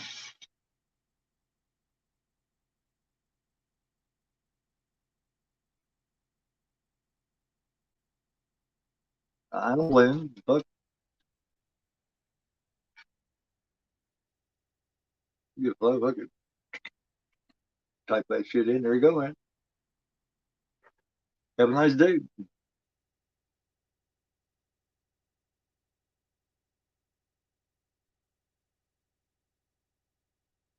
You have to never have it where you can, yeah, you can do it in one spot. Yeah, this is old school computers here, man. Like this is long before they were even in schools.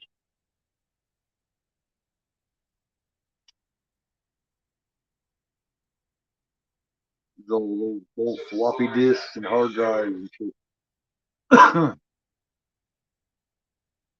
remember computers first came into my school when I was in sixth grade. That was about what 86 or so, 85 or something. Yeah, I think it's 85, man.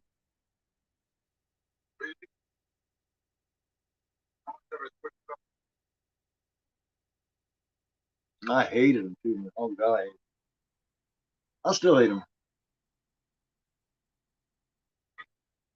I much prefer shit the way it was. It's not computer guy. I'm really not like that shit. I'm old school all the way.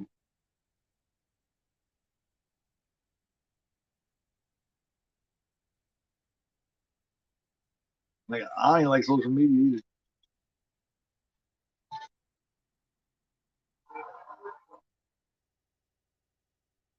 Golden Glove. Okay, never seen that one. I would look it up, check it out. Cool.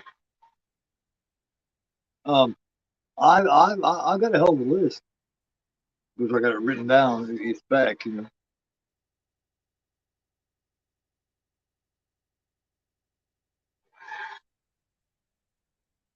Oh, yeah, Florida LTD get blown up.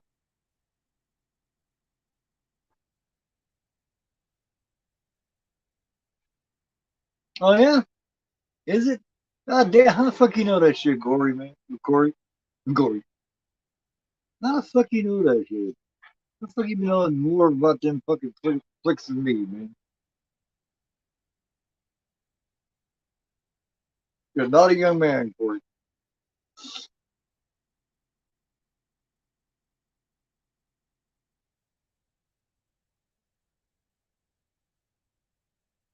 He's just sitting there going, "What the hell just happened?" Because you wouldn't think that the computers would blow up like goddamn, you know? Because usually they wouldn't. It's just that's not gonna happen. But you know, of course, Dale did that shit. He blew up his Ford LTD and everything. I do believe that was a Ford LTD. No, no, that's not LTD. That's a maybe a Lincoln Continental.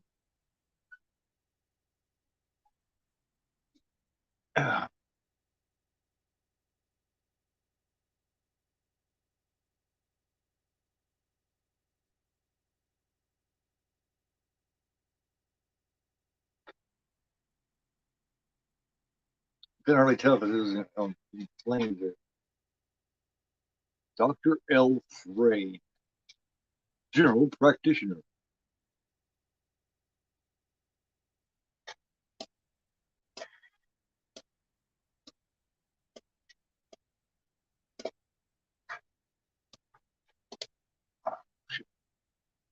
He like a lot of clock. Yeah, yeah, but you don't look like anybody. Look, just like remember we talked about that shit where me and Daniel were watching it. We're talking about I Spit 78 versus I Spit 2010. You said we look crazy. You know, we look like a couple of motherfuckers we talking about and watching that shit. Well, you don't, man. You just, you know, you look like fucking, you know, you all fucking, you know, all, all fucking rightly adjusted and shit. Yet you watch more fucked up movies than I do. Like you know, when I'm walking down the road, motherfuckers walk way over there. You know what I mean? It's like, oh shit,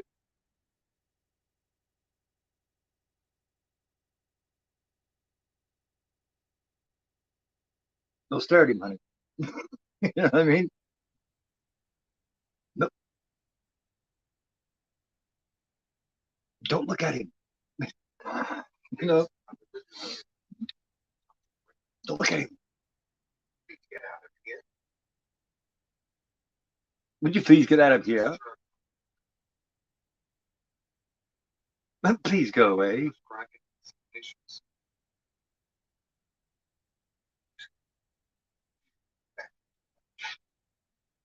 He just looked up and said, "Will you please get out of here?" Yep, sure is.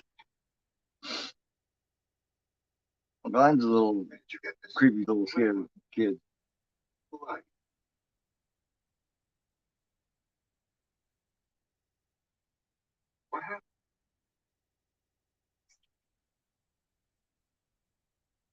Oh, this he gets all offended. She scanned you. He's pissed off about it. The woman in the waiting room. She scanned you. Like he's gonna go in and fuck the woman up or something.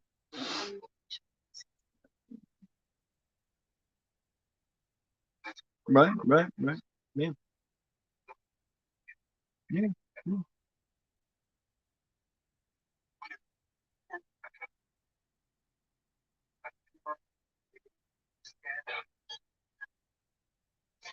No, and plus, a lot of the whole thing is um a lot of it's just no different films. You know what I mean? That's the way it is. Like nobody ever knows.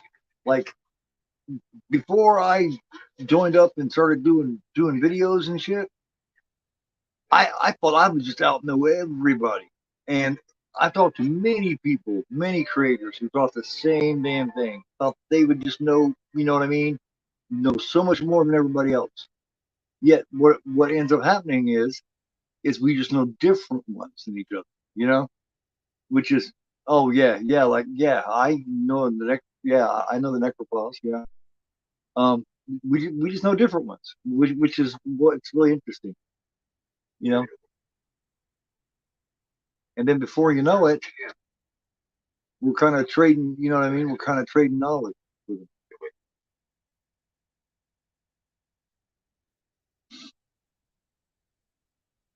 Kind of like with bands and shit or music. You know what I mean? Like it's some really obscure music. I used to do that with back when I was in a band. I used to do that. I used to do that with a lot of musicians I knew with like really obscure punk bands and shit like that. You know what I mean?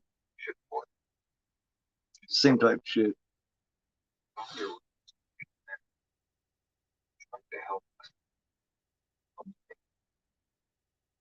Yeah, yeah. It's just you know what I mean.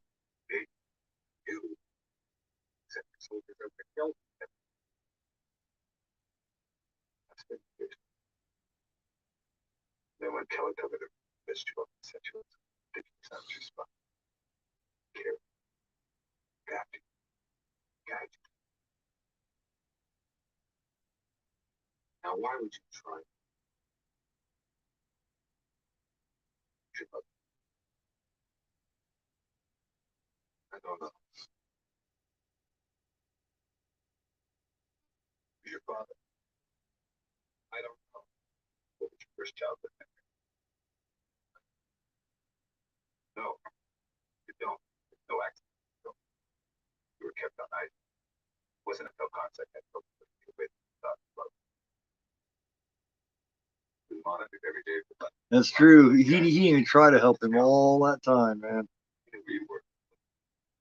And that was his dad, and he wasn't even trying to help him.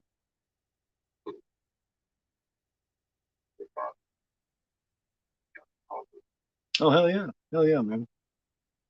Oh, to me, it's always a good day to watch games. I just haven't in a long time because I've been saving it. You know what I mean? I'm trying to get it. You know what I mean? I tried to do it with. I tried to save it. You know, it took me so long because I tried to save it and watch it with steel, but it just never materialized. Like I said, we was going to 3 or 4 months ago, but he, he got a hold of me like the day of. We pre-planned it like weeks ahead, and then he got a hold of me the day of and canceled, and we just never rescheduled it. And finally, I'm just like, man, I got I got to do this because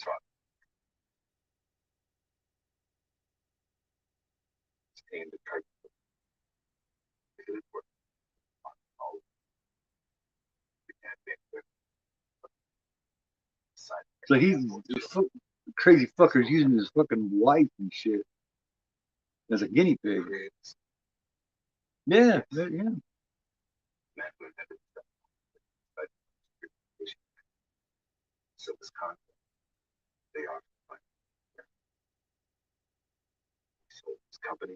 And so,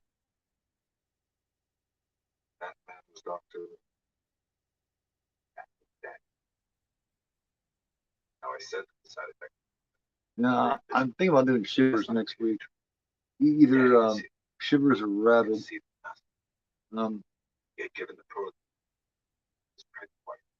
I know I'm gonna do shivers and rabbit. I'm just not sure which order I want to do them. And then after that, I haven't really got to do a good round of Phantasm yet.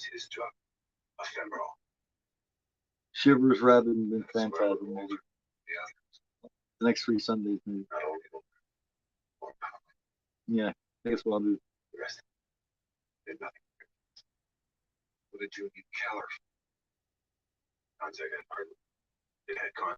Yeah, he can get flexible about that.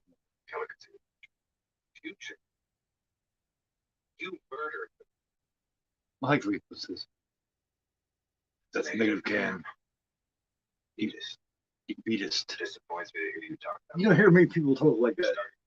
That's negative cam. That's defeatist. What did you say, Mother? Defeatist.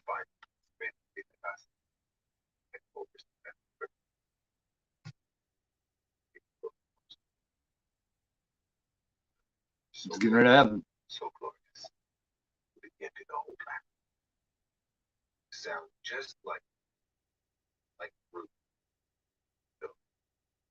I like him. Like Rivik. Go Rivik.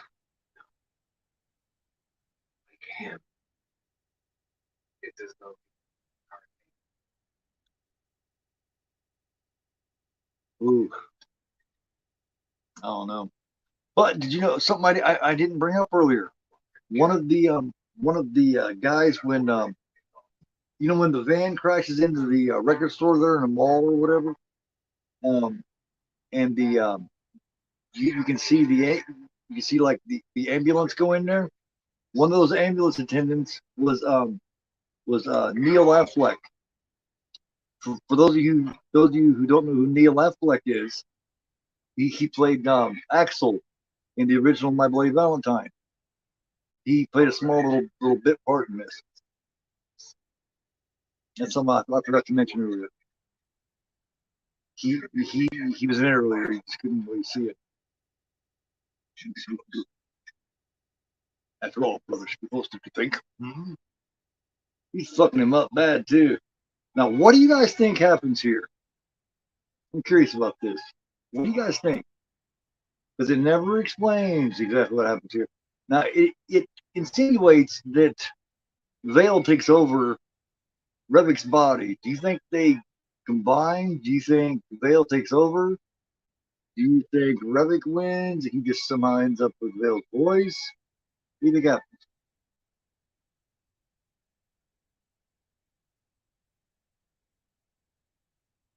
Because I love how it leaves it open ended.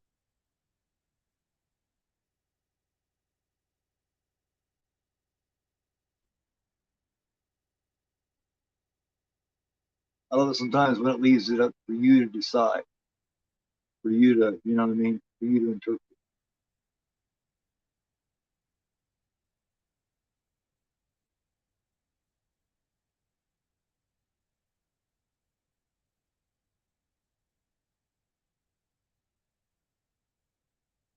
things. Oh shit, man! I don't know, man. Oh shit! It probably one of these Cronenbergs, man. Either probably Scanners followed closely by Shiver, probably. I don't know. Shit. There's a lot of good ones on man. I might have to check. Shit. I don't know.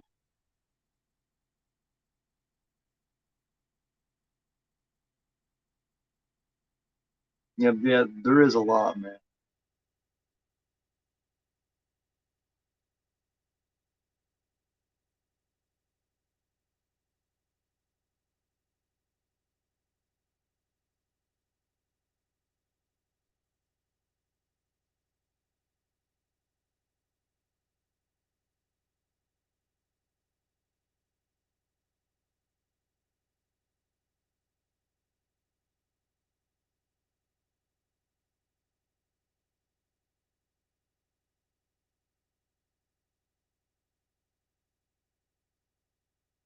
Yeah, just boom. Yeah, that's pretty good too.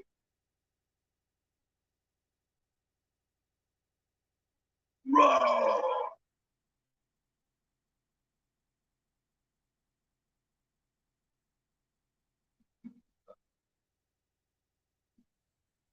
Yeah, yeah, yeah, yeah, yeah.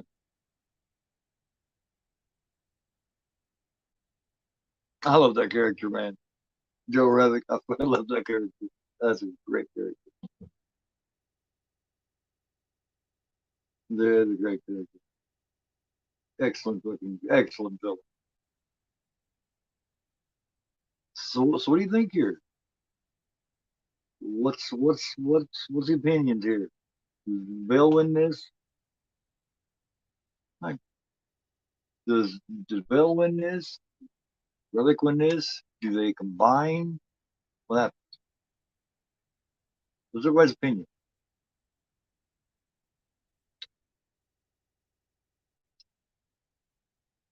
I don't think anybody necessarily dies. I don't think anybody's necessarily gone. I think they're both there. I think Vale might be dominant, a little dominant maybe. Um, or it may just maybe it just fluctuates. Maybe you know what I mean. One's not dominant all the time. Yeah, who knows?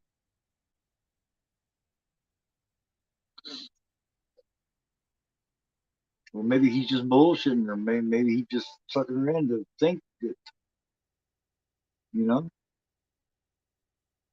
And it doesn't tell us.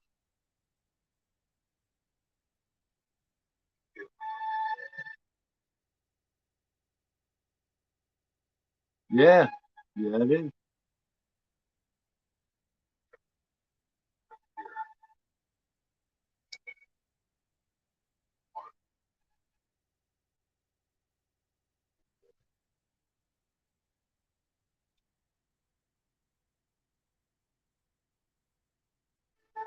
Hmm.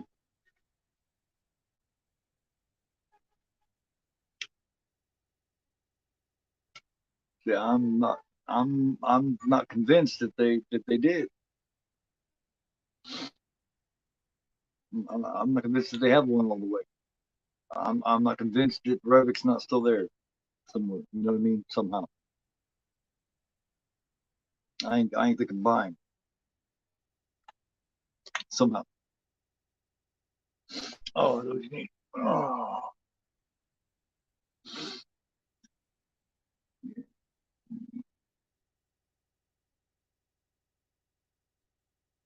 yeah, yeah. Give it a yeah, yeah. Give it a real nice good for man. Yeah. So, what's your opinion? Is anybody gonna give me an opinion? I've seen the Martyrs remake. It's not the worst remake. Of course, it can't hold a candle to the original. You know, one of the few remakes that I've seen that could. Have you guys ever seen? Now, it hardly it hardly counts because this person that makes this remake also made the original, and that's Funny Games. Um, you know the Funny Games remake with Tim Roth and Naomi Watts and shit. Michael Pitt. Well, the same guy makes the remake, right? Um, I think I don't know. I prefer that remake. I prefer the American remake for some reason. I don't know why.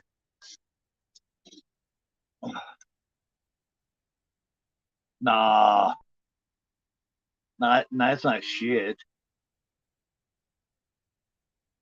Dude, we've seen remakes that are shit. Consider that for just a minute, Texas Rods. Consider that for just a minute.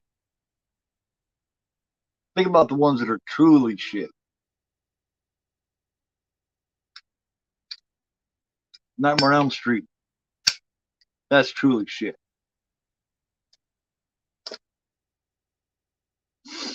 Think about what's truly shit before you call before you call something shit. Nightmare on Elm Street remake. That's truly shit.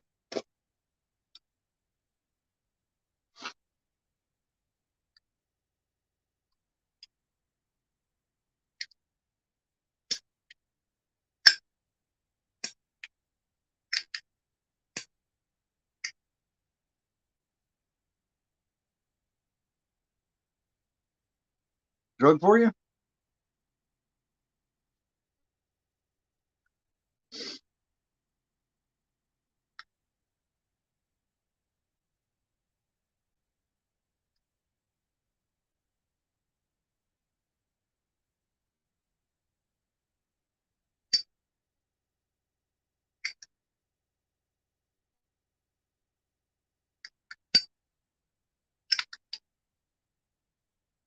You like the Nightmare on Elm Street remake yet?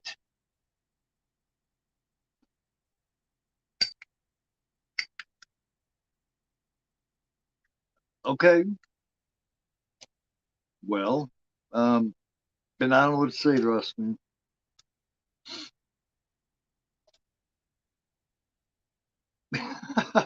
Well, you win then, I guess, man. I don't know what else to say then. I don't know. I don't know. I seen the Inside remake a long while back, but I don't remember it very well. So that could tell you something. I don't remember. I don't remember.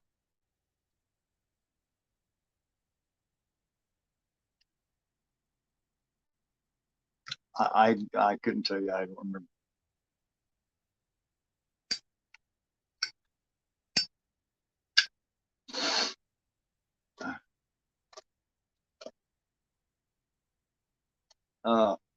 But yeah, I will be back here.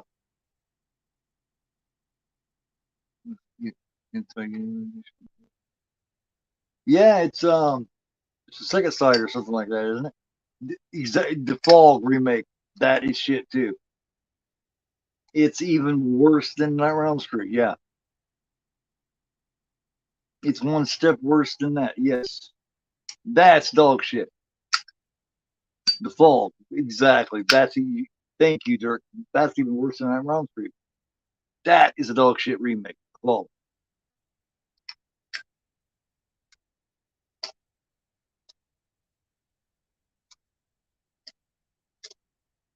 Fall. So yeah. So think about that being. Think about Fall remake being dog shit. Now compare it. Got to give the martyrs a little bit more than the Fall. For Christ's sake.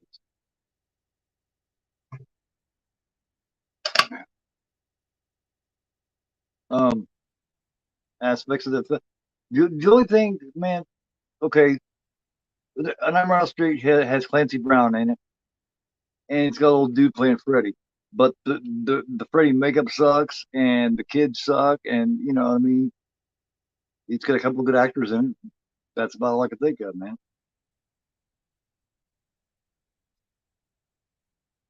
But a lot of shitty movies have a couple of good actors in it. Guys, I'm going to go look around and shit for about an hour and a half. Uh, but I'll be back here at 5. We'll gather up the two, and we'll compare shitty movies that we like, and then debate and dispute and argue about. You know what I mean? Um, um, you know, we'll debate each other's crappy films that we like that nobody else does. So I will see you guys here in a little bit. Let me I will leave you with this rest of this shit that I put up here. This interview and shit that I got. So I will see you guys here in about what, an hour and a half, an hour and 45 minutes. Take it easy. Much love to y'all. Thanks for joining me for this, man. It was a hell of a good time. Had a great time. I'll see you here in a little bit. I'm Gorphobe and you guys are not. Have a good one.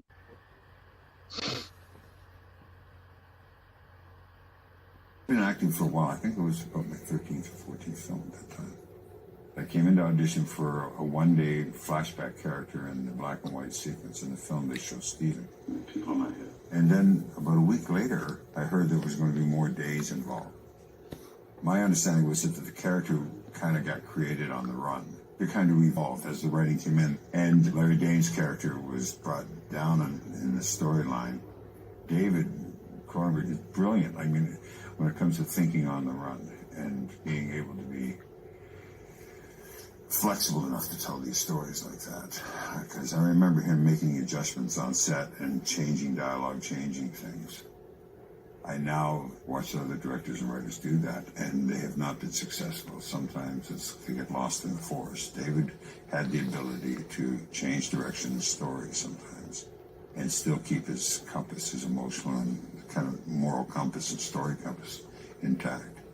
And I got to play this incredible character. Bring the world of novels to their knees. Will an empire so brilliant, so glorious, will be the envy of the whole planet.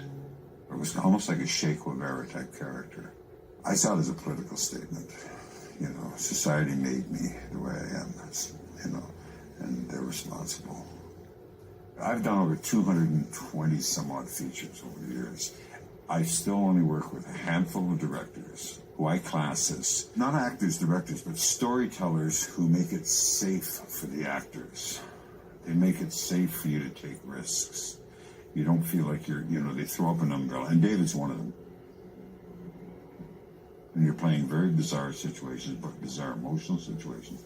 For me, he created an environment where it was safe to reach for something you might be a little bit uncomfortable doing in a different environment. And being at that time a student of sci-fi, I had no problems translating the idea of an emotional mental standoff with somebody. That made total sense to me. The idea of being able to blow somebody's head up, that was well within the realm of understanding for my literary background, for what I've been raised on reading and stuff. I was actually never planned on being an actor. I was a writer by choice. I read a lot.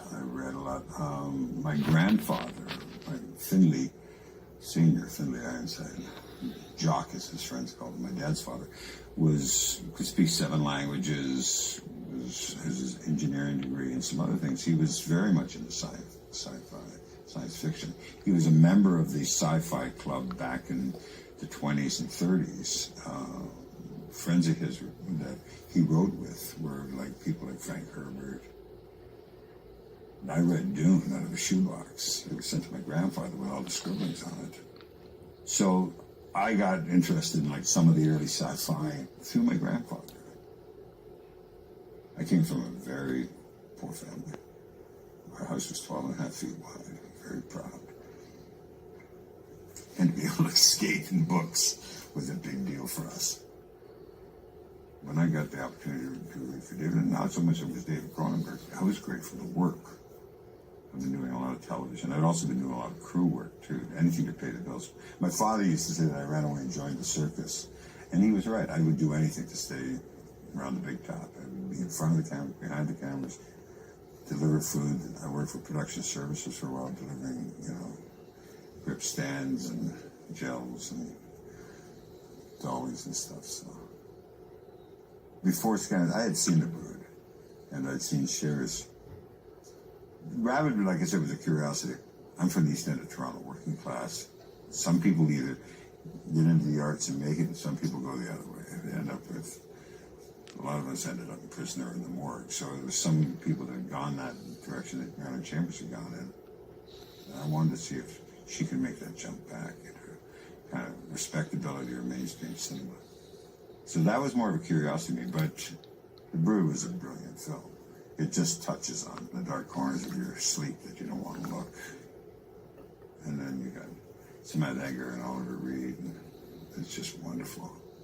If you look at the amount of name actors that have come knocking at his door to work with him, quality actors that you would not probably normally see in a sci-fi format, or even in the horror so-called genre. There's some pretty wonderful actors and actresses.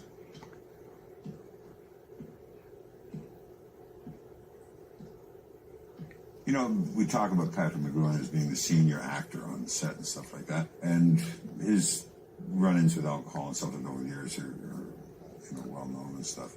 I found him to be absolutely wonderful. I had a lot of respect for him from his past accomplishments and from The Prisoner, but the real star was the story. I don't remember anyone ever having doing any kind of star turn on that set.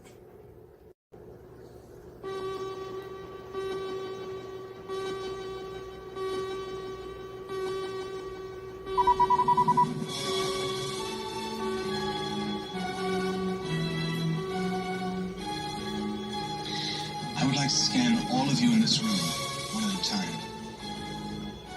I must remind you that the scanning experience is usually a painful one, sometimes resulting in nosebleeds, earaches, stomach cramps, nausea, sometimes other symptoms of a similar nature. At this point, I'd like to call for volunteers. Fine. Just, sit right here, please.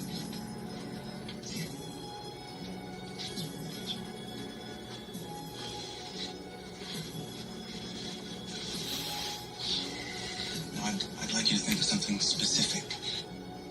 Do I have to close my eyes? Doesn't matter. All right, yes, I have something.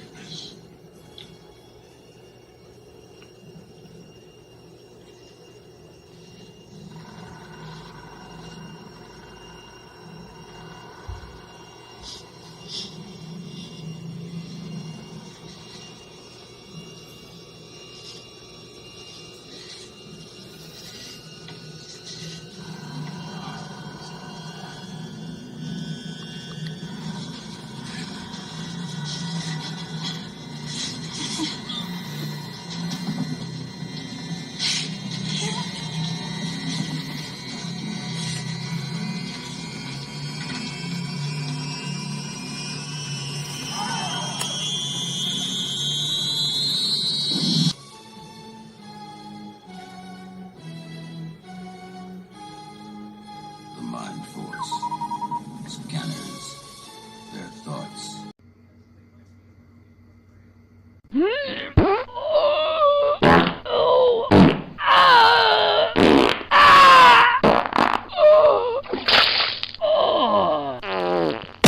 Because I am agoraphobe, and you are not.